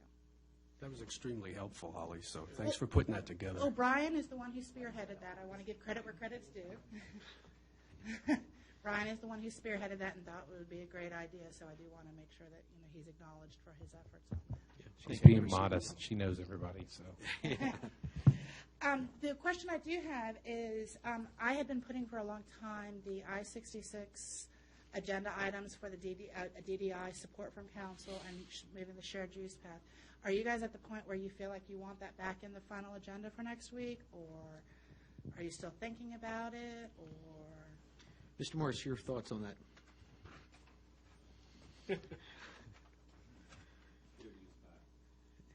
I think we should put it in. The shared use path and the DDI, there was 2 different motions for support. So. There was one thing that Joe brought up, which was important tonight, and it's how do we protect the pedestrians, especially, and I know there's a protection right when you're on the bridge, but outside of the bridge, there's still some different ways that they have to come to us to show, I don't know if it's a raised walkway, something that's. Well, that's what they said. I thought that they said that they were meeting with the Federal Highway Administration on today, that they're trying to actually, doing something just like a handrail gives, that's how they protect you from a car. Right. So that it looks like they're trying to separate, make it a wider. Right. Because what you Wonderful have points. on the roadways, especially with curb and gutter, you have what's called a clear zone, which is a distance that you assume a car will travel off the road if it goes off the road at a certain speed. You can't bubble wrap the road and assume someone's not going to go faster, but it is a barrier curb. I believe it is. You see, I'm not sure if they're doing a barrier curb. That would be the biggest difference. Right. The barrier curb is the straight up curb for 6 inches versus the you have what's called a mountable curb, Right. which is to help protect the cars, but it's bad for pedestrians. So I'm not sure which curb they're using on this. I'll have to double check.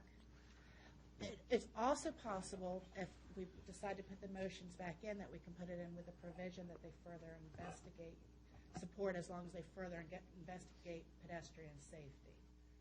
Well, that would have been my thought, is to, I believe we all support the diverging diamond process or what they want to do, but if we caveat that with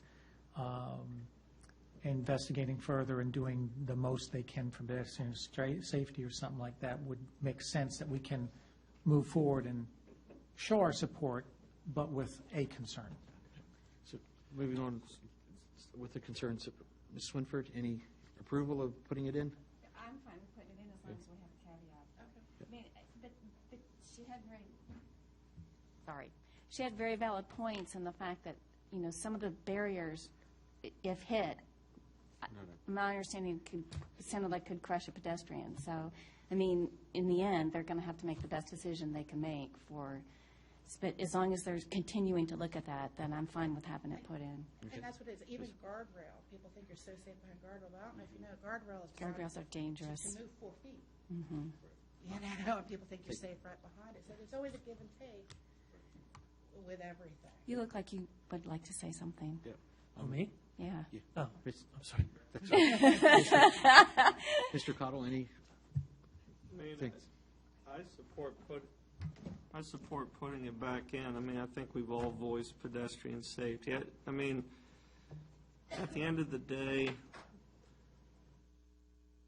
pedestrians in some respects are responsible for their own safety. You can have every device out there, but if, just like cars choose to disobey the law, pedestrians can do the same thing. So I think as long as we're prudent, we look at everything we can possibly do to protect them from themselves, so to speak.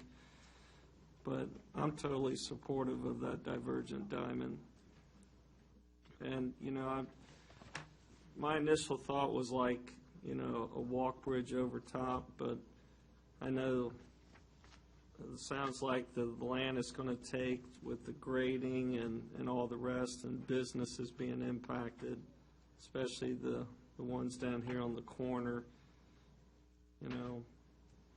I thought they were very thorough, so I think I would support it. I would support, just with the caveat that, pedestrian safety is something we really need to exhaust all possibilities.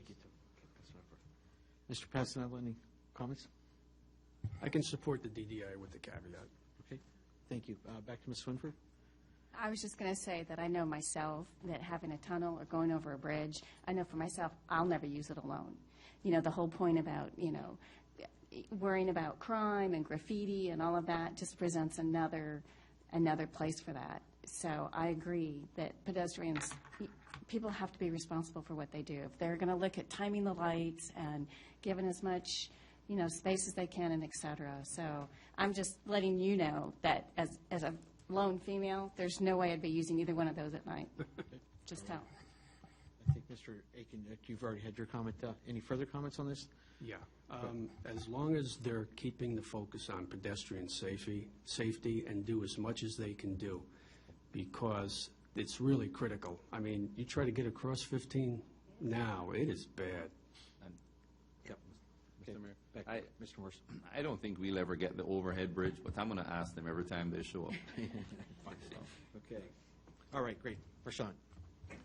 I'm sorry, two things. Councilman Morris, when you drive to Leesburg every day, right before you get to the Route 15 bypass, just short of that, you'll see there's a pedestrian. I forget the name of the first road you hit, but you'll see a handrail just by the golf course on the west side, or on the west side of 15, right before you get to the. Do you picture that in your head? No. You're driving on 15 north.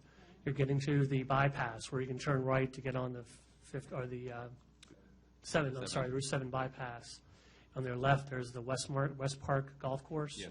There's a pedestrian sidewalk that brings people across that whole thing. And you'll see there's a handrail right before you get to the bypass, and that's kind of the safety separation. It's an example of something like that.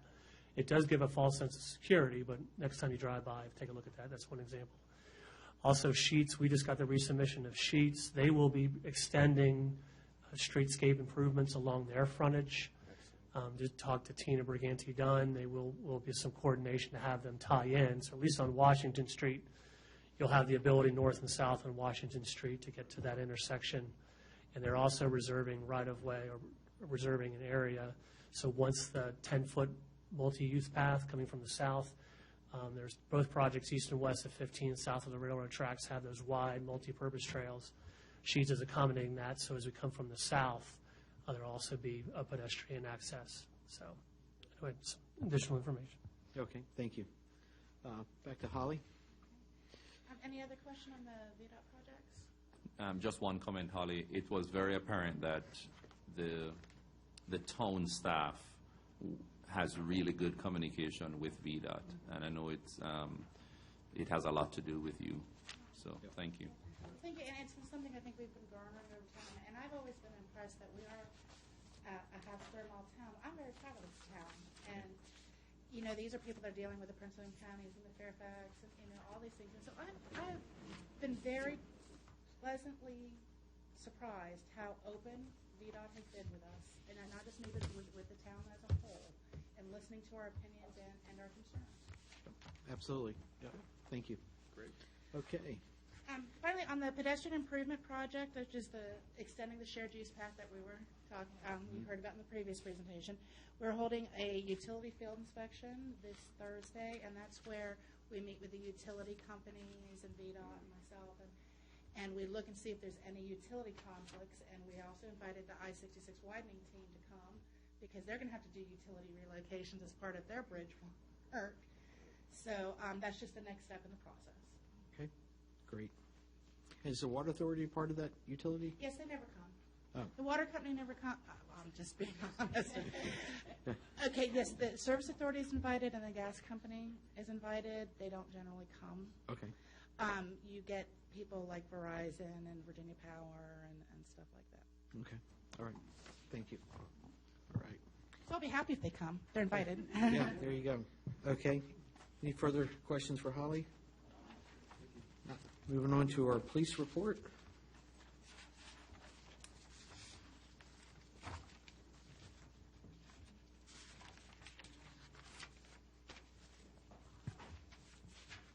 Mr. Mayor, while you're all looking that over, I'll just reiterate that Chief Smith is away at a training tonight in Richmond, and he'll be returning tomorrow sometime midday.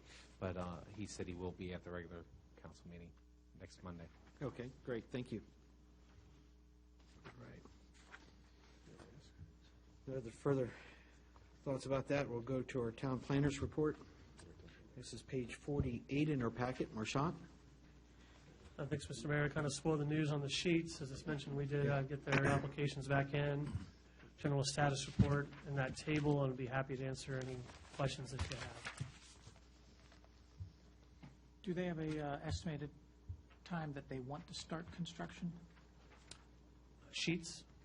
I believe an email we got today, they want to show up on our agendas as soon as April. We had not heard from them since last May. So it's going to, I think they're matching their schedule with our review period, maybe a little off, but we'll be moving with them as expeditiously as possible. So it sounds like they want to start this spring, summer. Yes, sir. They were hoping that the VDOT design would be farther along before they began construction, but at this point, they decided to go ahead and move forward and just reserve area for the road improvements at a later date. And there's no anticipated disruption to their operation? Right now, the way they described it, they would build a new facility over the stormwater pond. If any of you have been behind it, you'll see that kind of open swale. Most people walk their dogs out there.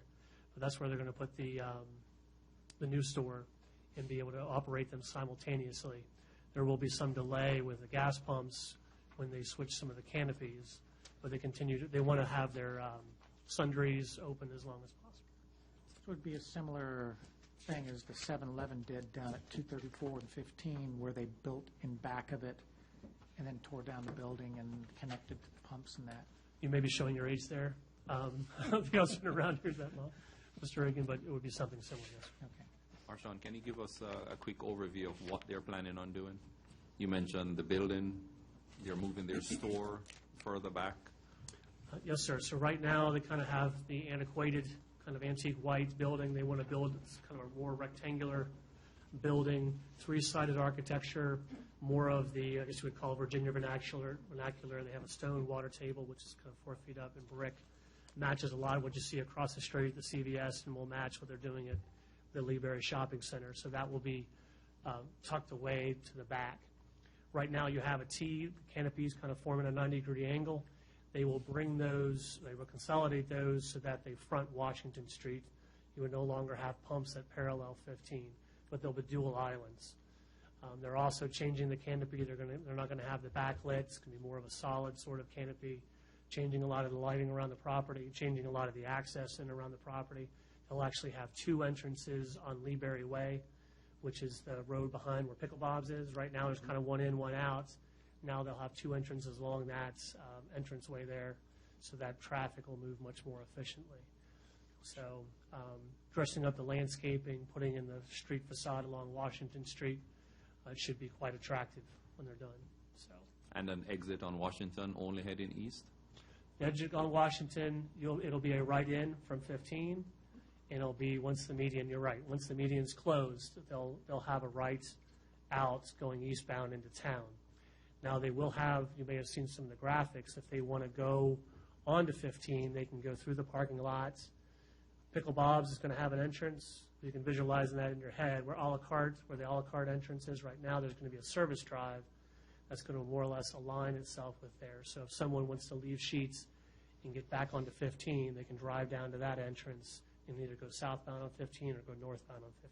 Pickle Bob stays right where it is, or it's mobile? It's something that can be moved? Pickle Bob's, there's a history about how that got there. I'm not sure yet if the VDOT project will make that go away or require that to go away. I'm sorry, I should say it differently. So,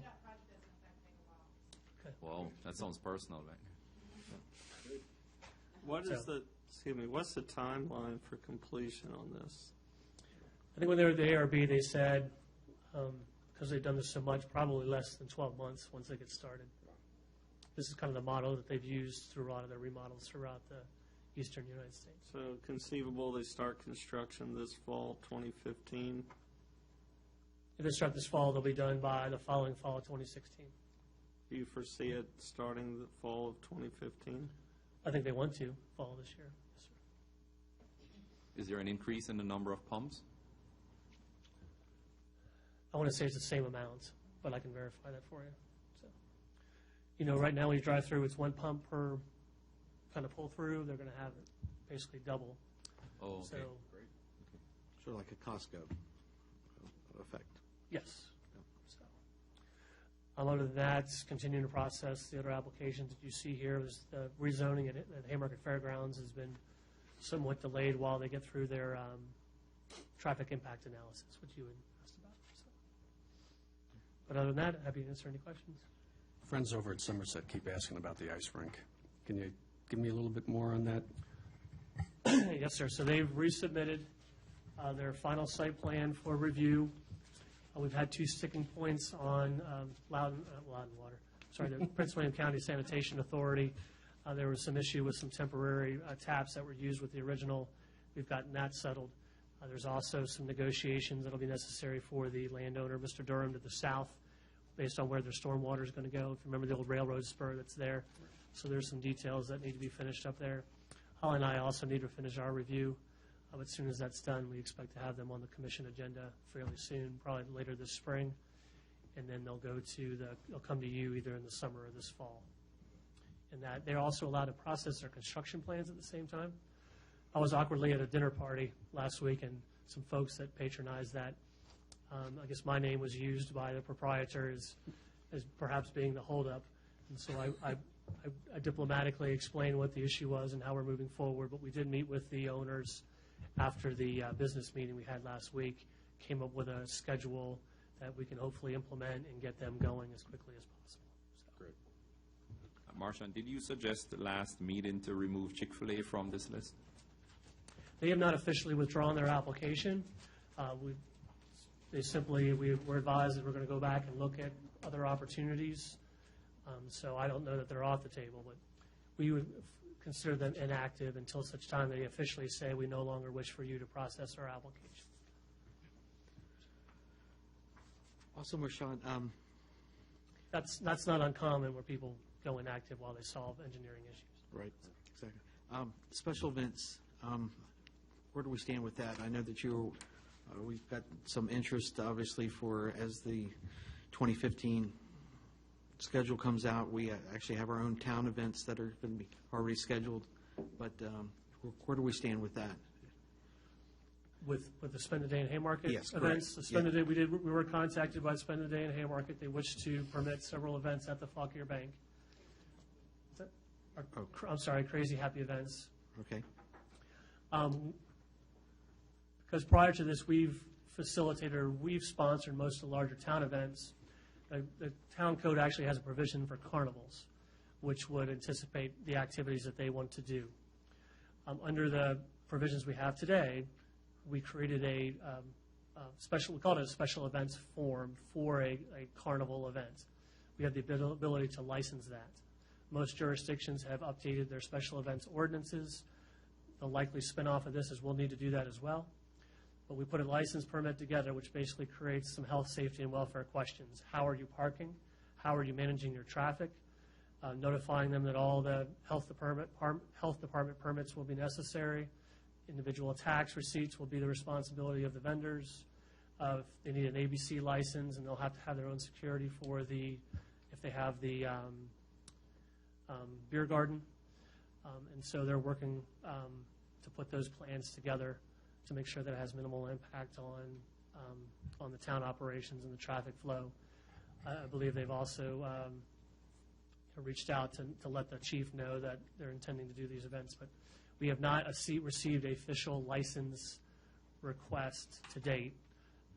So they've announced that they intend to do several events there, but we've not gotten a license as of yet. Okay. Do we already have established a fee schedule for this type of event? Yes, sir, in a codified ordinance. Remember, we have our zoning ordinance, we have a codified ordinance that deals with everything else. We specifically state a fee of $1,000 per event.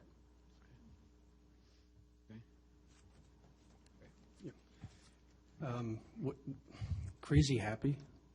Is that what they're called? Crazy Happy Events? I believe that's the name they're operating under, yes, sir. Is their legal name still Ativa or Ativa, however it's pronounced? Do you know that? I don't know that for sure, but they'll have to indicate the party that's requesting it once they submit their license application. All right, great. Thank you. All right.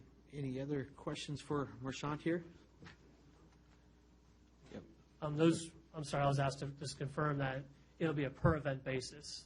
So it won't be a blanket permit for all the events. Every time they want to have an event, they'll have to come in and submit that license request. And what that allows us is the opportunity where if for some reason the event is not being operated in a manner that doesn't impact traffic, we have the ability to step in and remedy that before they hold another event. Yep. Mr. Cottle. Yes, sir. Do these businesses know that this is an official town event? Because in the past, all those types of events have been sponsored by the town. Is that clearly communicated? Yes, they'll be submitting under a license for their own events. Whether or not their marketing materials designate the two, I wouldn't know. But in terms of if someone calls in and say, is this a town event or is this a a private carnival event or a private special event, then we can say, yes, that's either or. But I don't know if that answered your question. Just to kind of add on to what Marchant was saying, I just think it's important to understand one of the things through going through this process, we realized there just really wasn't a process for the town. So this is the process for anyone holding any kind of event within the town. If HOA wants to create a block party, this is the process they're going to go through. So I think it's just important to note that this is not. The town just never had to address this issue. In the same essence, we're going to we'll be putting together our own event permits. It's the difference of the fact that it's the same thing as if we were doing construction to one of our buildings. We still need the building permit. We still need to go through the inspections and all the processes. The fees we get waived because we essentially would be paying ourselves. So I just thought it was very important to just note that, it's one of those things, this is the process we're creating and going down that. The follow-up would basically be to codify the process.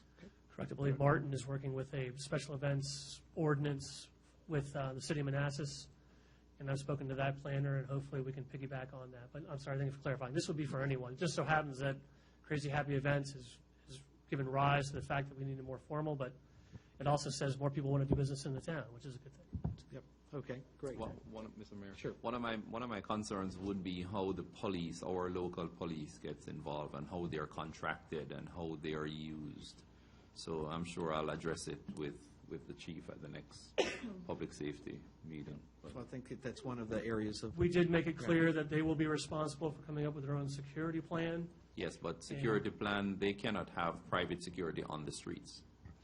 No, sir, but we have made it clear that if they are going to require police assistance, that they're going to have to coordinate through Sherry Wilson, and that that arrangement with the police will be formal, will not be an informal arrangement. So there'll be well ahead of time, any resources that are necessary, any fees or rates that are involved will be a part of that. And I think the chief is plugged into it. I'm sorry.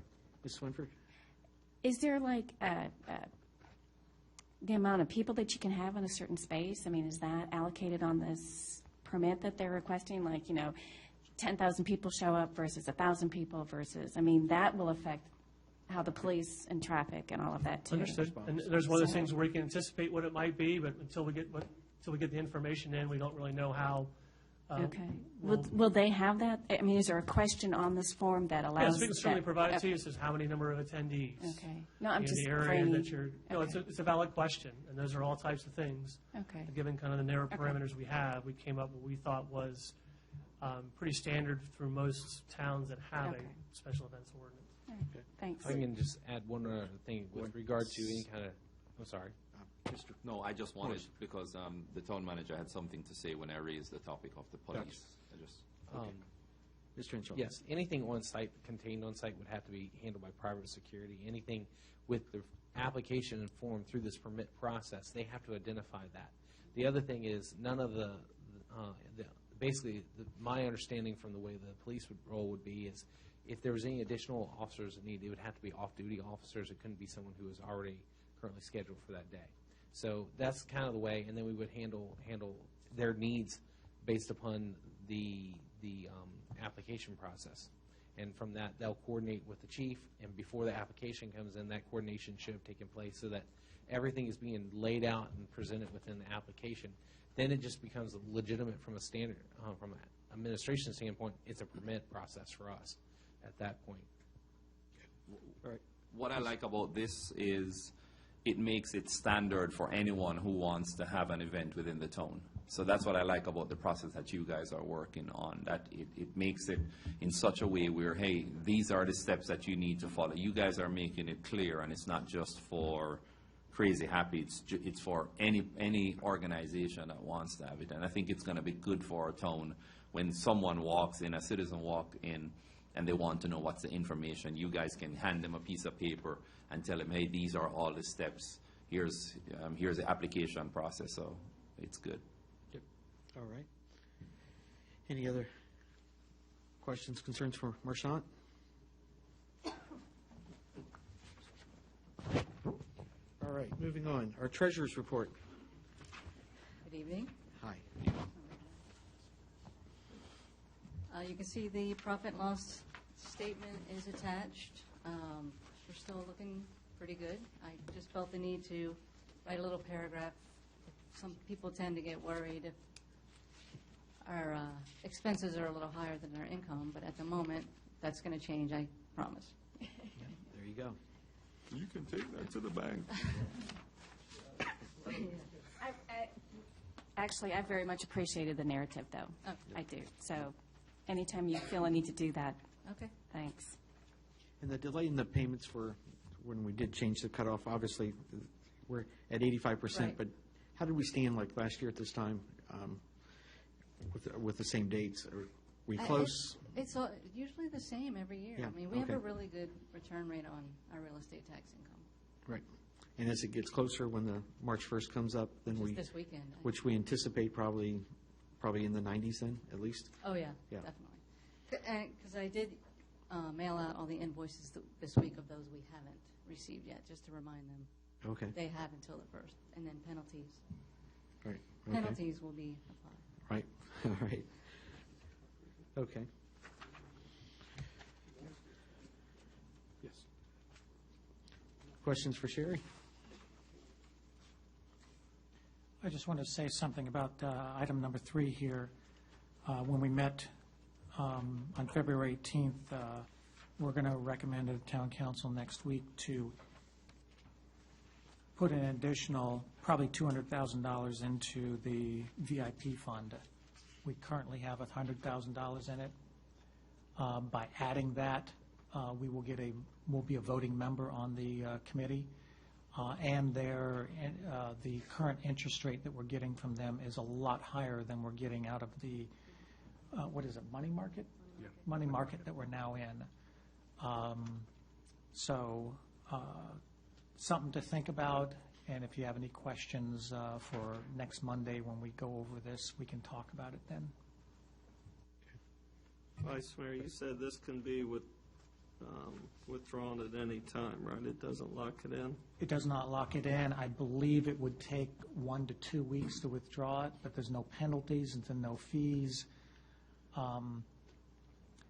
It's fairly liquid, so it's not like a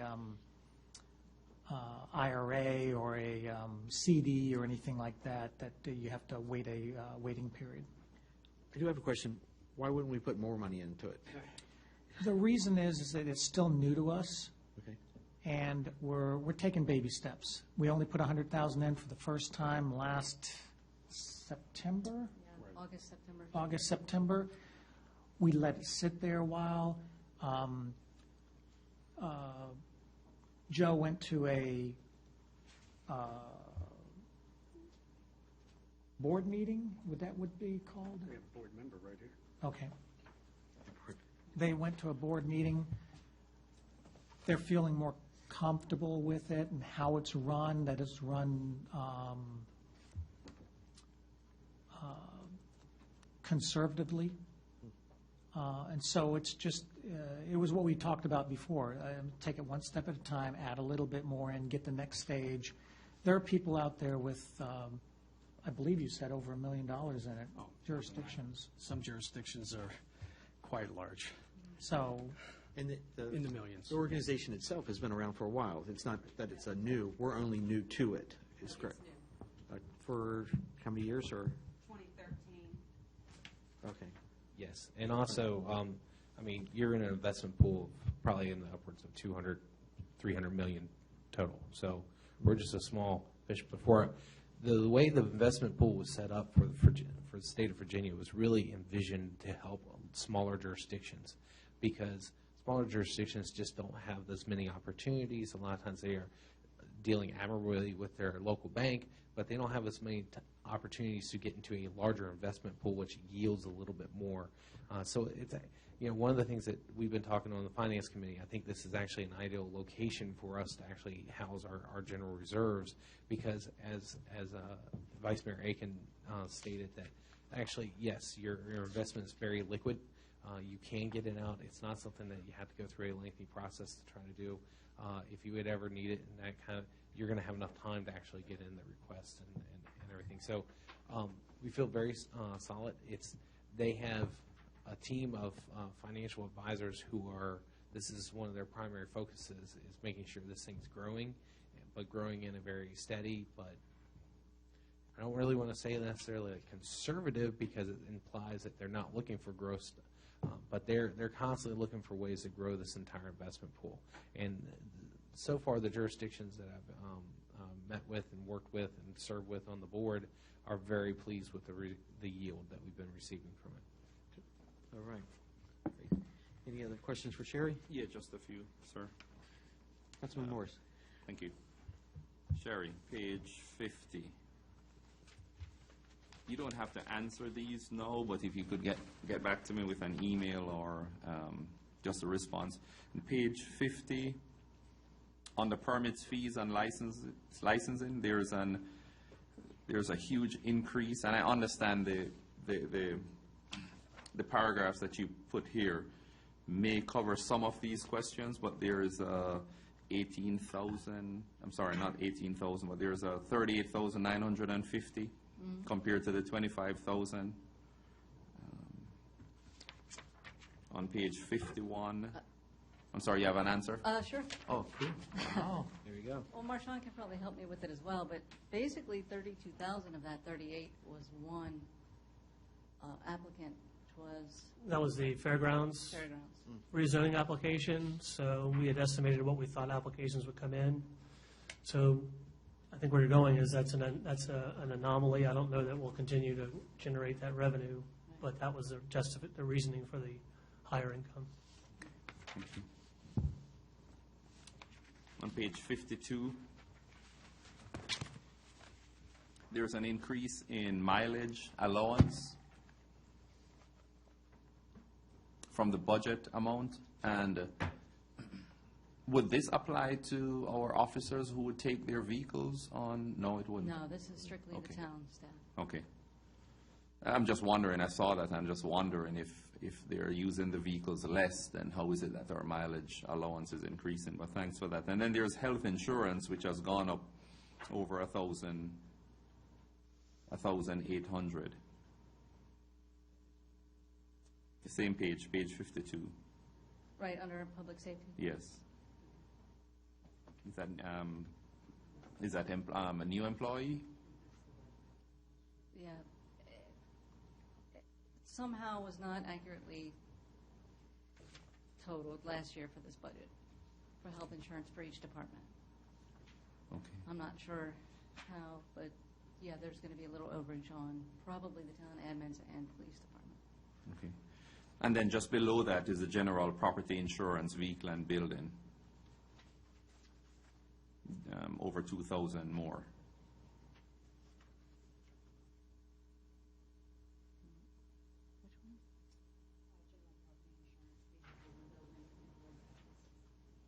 Oh.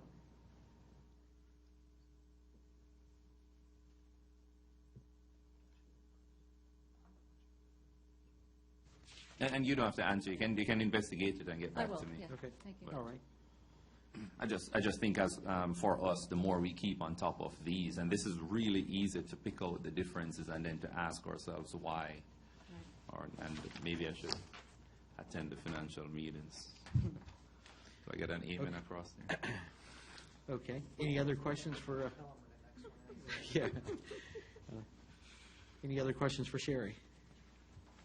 All right, great. Moving Thank you. on. I'd just like to say that I think Sherry's doing an excellent job as our, what's the right word? Acting treasurer. I was thinking temporary, but that wasn't right, acting treasurer. So I'm very pleased with that. Thank you. All right. Our next item, Main Street Coordinator, Denise. Good evening. Good evening, ma'am. I just have some updates for you tonight. Earth Day 2015, our focus this year is going to be on water conservation. Since the Earth is made up of over 72% water, we are going to focus on that this year. In addition to our learning centers that we have, Prince William County Service Authority, the Virginia Department of Forestry, and the City of Winchester, we also have solidified attendance by Keep Prince William County Beautiful. They will be putting on 2 learning center demonstrations as well. And Dominion Virginia Power, they have said they will have a guest speaker here either doing energy conservation or renewable energy. So they'll do a presentation as well. We are also working with the Bull Run Conservancy, and hopefully we'll hear back from them soon, as well as Prince William County Department of Solid Waste. Quick question on that. Yes. No streets are planning to be closed for this, correct? No street closures for this. This is Now, more of a grassroots. Is there a plan for people bringing in their shredding to be able to drive in and drop it off, or do they have to carry it somewhere? We are still working on the location of the shredder site. It's Okay. either going to be the Winterham property, possibly the Masonic Lodge, BB&T, or the parking area where Stona Bank is. So that hasn't been solidified as of yet. Okay. I'm sorry, you're correct.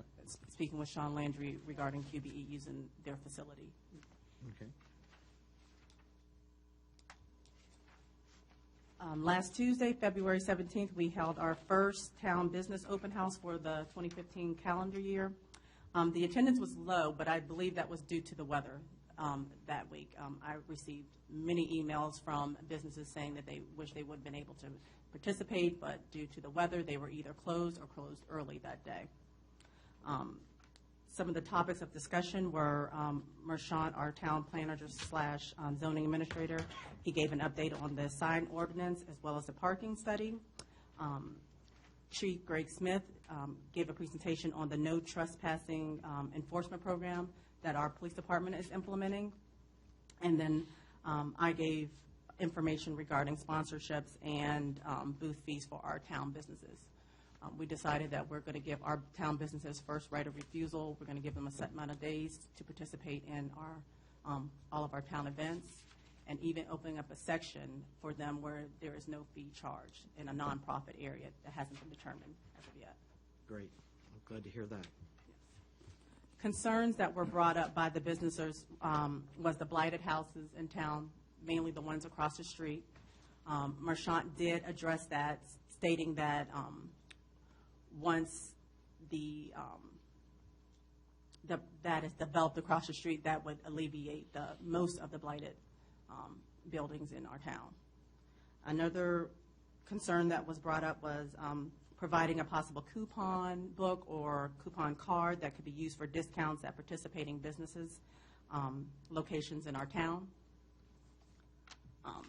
I anticipate after meeting with all the business owners that I will get a better feel on who would like to participate in this program in town. That would be sort of like a buy one, get one free, or 10% off, or something like that. Yeah, I think it may be easy if we just do some type of discount across the board. I also have spoken with several businesses as far as just listing the business name on the card, and you can contact them or go to their website about what type of discount they're giving. So the card would just say a discount and give the participating businesses in town. So we're still kind of filling that out. Okay. Yeah. Okay. And then the third thing that was a concern was providing a master email list for town businesses so they could do for networking purposes. And it was brought to my attention that because the emails we have currently are based upon their business licenses, that we can't pull that email address. So I will be contacting the businesses to see if there's a secondary email address they would like to use, or use the current one that we have. Okay. Just so the privacy. That's on my list of questions to ask you, so I'm glad you answered it. Thank you.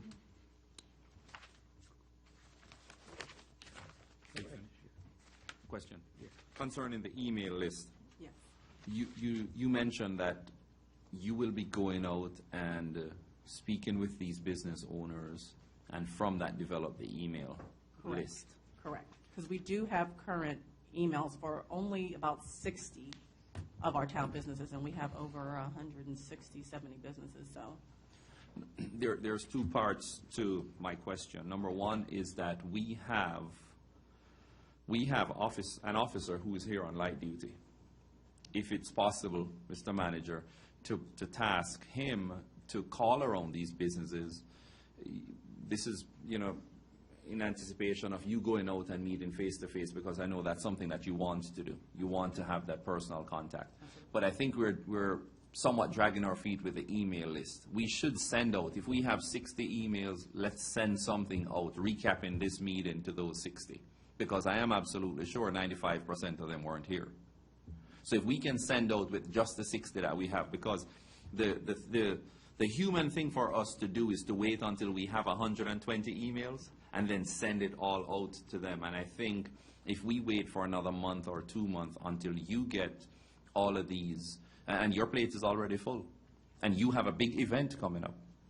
So just think how long it will take for you to get to the 120 businesses. So I don't know, talk over with the manager and see if it's possible to task the officer who's on light duty.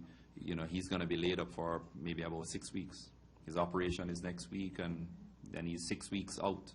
So think about how you can use him, and I'm sure Brian will give you some ideas. But I think we need to act on it and send the emails out to the 60 that we have. And so. Okay, I think I misspoke.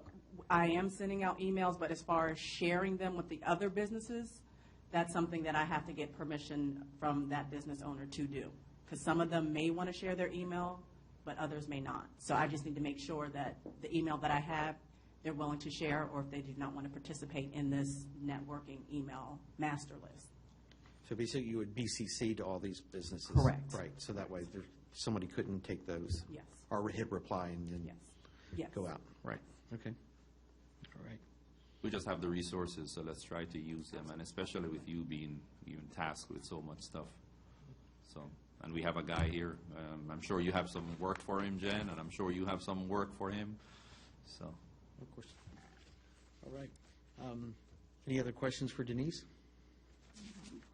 I have one more request. Sure, I'm sorry, go ahead. If council could continue to bring in those toilet paper rolls, that would be great. Okay. More? More.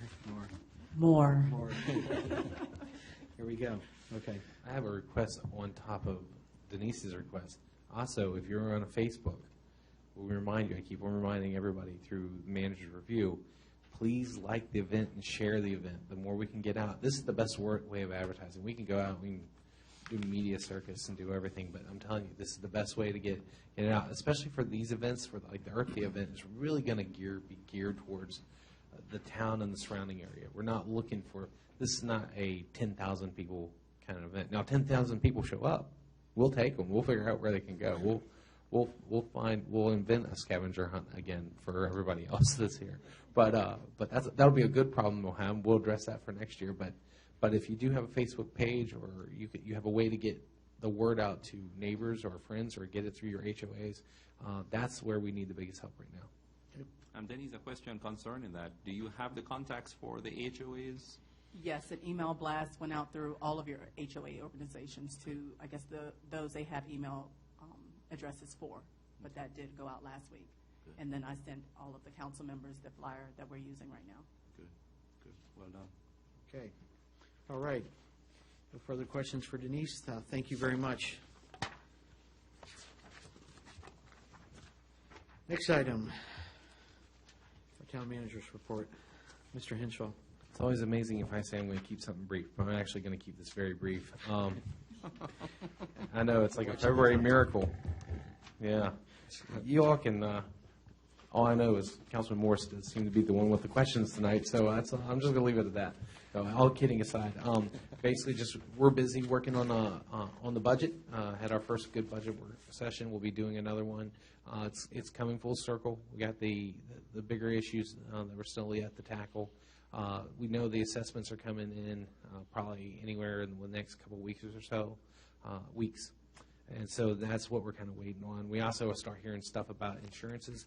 Kind of goes to your question about the insurance. That's kind of a hit or miss kind of thing. You get it, and if they go in, they might be a little up. By the time you start setting your budget, sometimes you might not have the final numbers. I mean, is that fair to say, Jen? I don't want to put you on the spot, but I know what the insurance is. Okay. I was going to say, well, that happens. Here would be my question. Did we project or budget a certain percentage increase for this year that we're into, or did we just have carried over the exact same number? I would say what happens is it's simple. It was simple human error. We weren't that far off, but it's one of those things you're off. I think overall we're keeping our head above water. We're not really too concerned. I think if you look at the overall budget, we're going to be in good shape. If you want to look at individual line items, there are some that are a little bit over.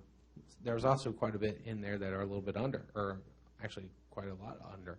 So we're trying to be a little bit more of take a much more detailed look in as we're going through into this fiscal budget for 15-16, and as we hope to continue to improve our whole budgeting process.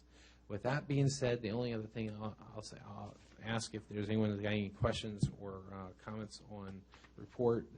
Not a whole lot is going on at this point for this February. So most of what you already know about is what I'm trying to say. Okay. Questions for Brian? Go around the room. Mr. Aiken? No. Good. Mr. Pesanello? No questions. Good. Mr. Cottle? No question, but I like your manager's update. That's Weekly, very yes. helpful. Thank you. My pleasure. Yep. Swinford? Yes. Oh, there we go. Okay. You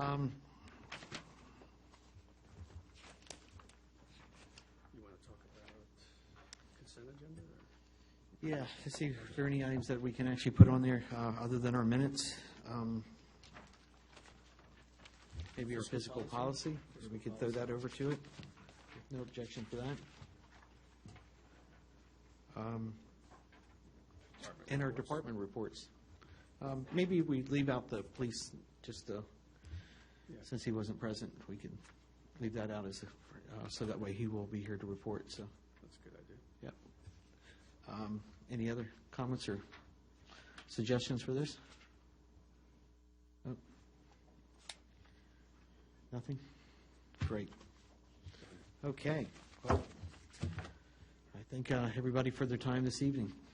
All right. Thank you.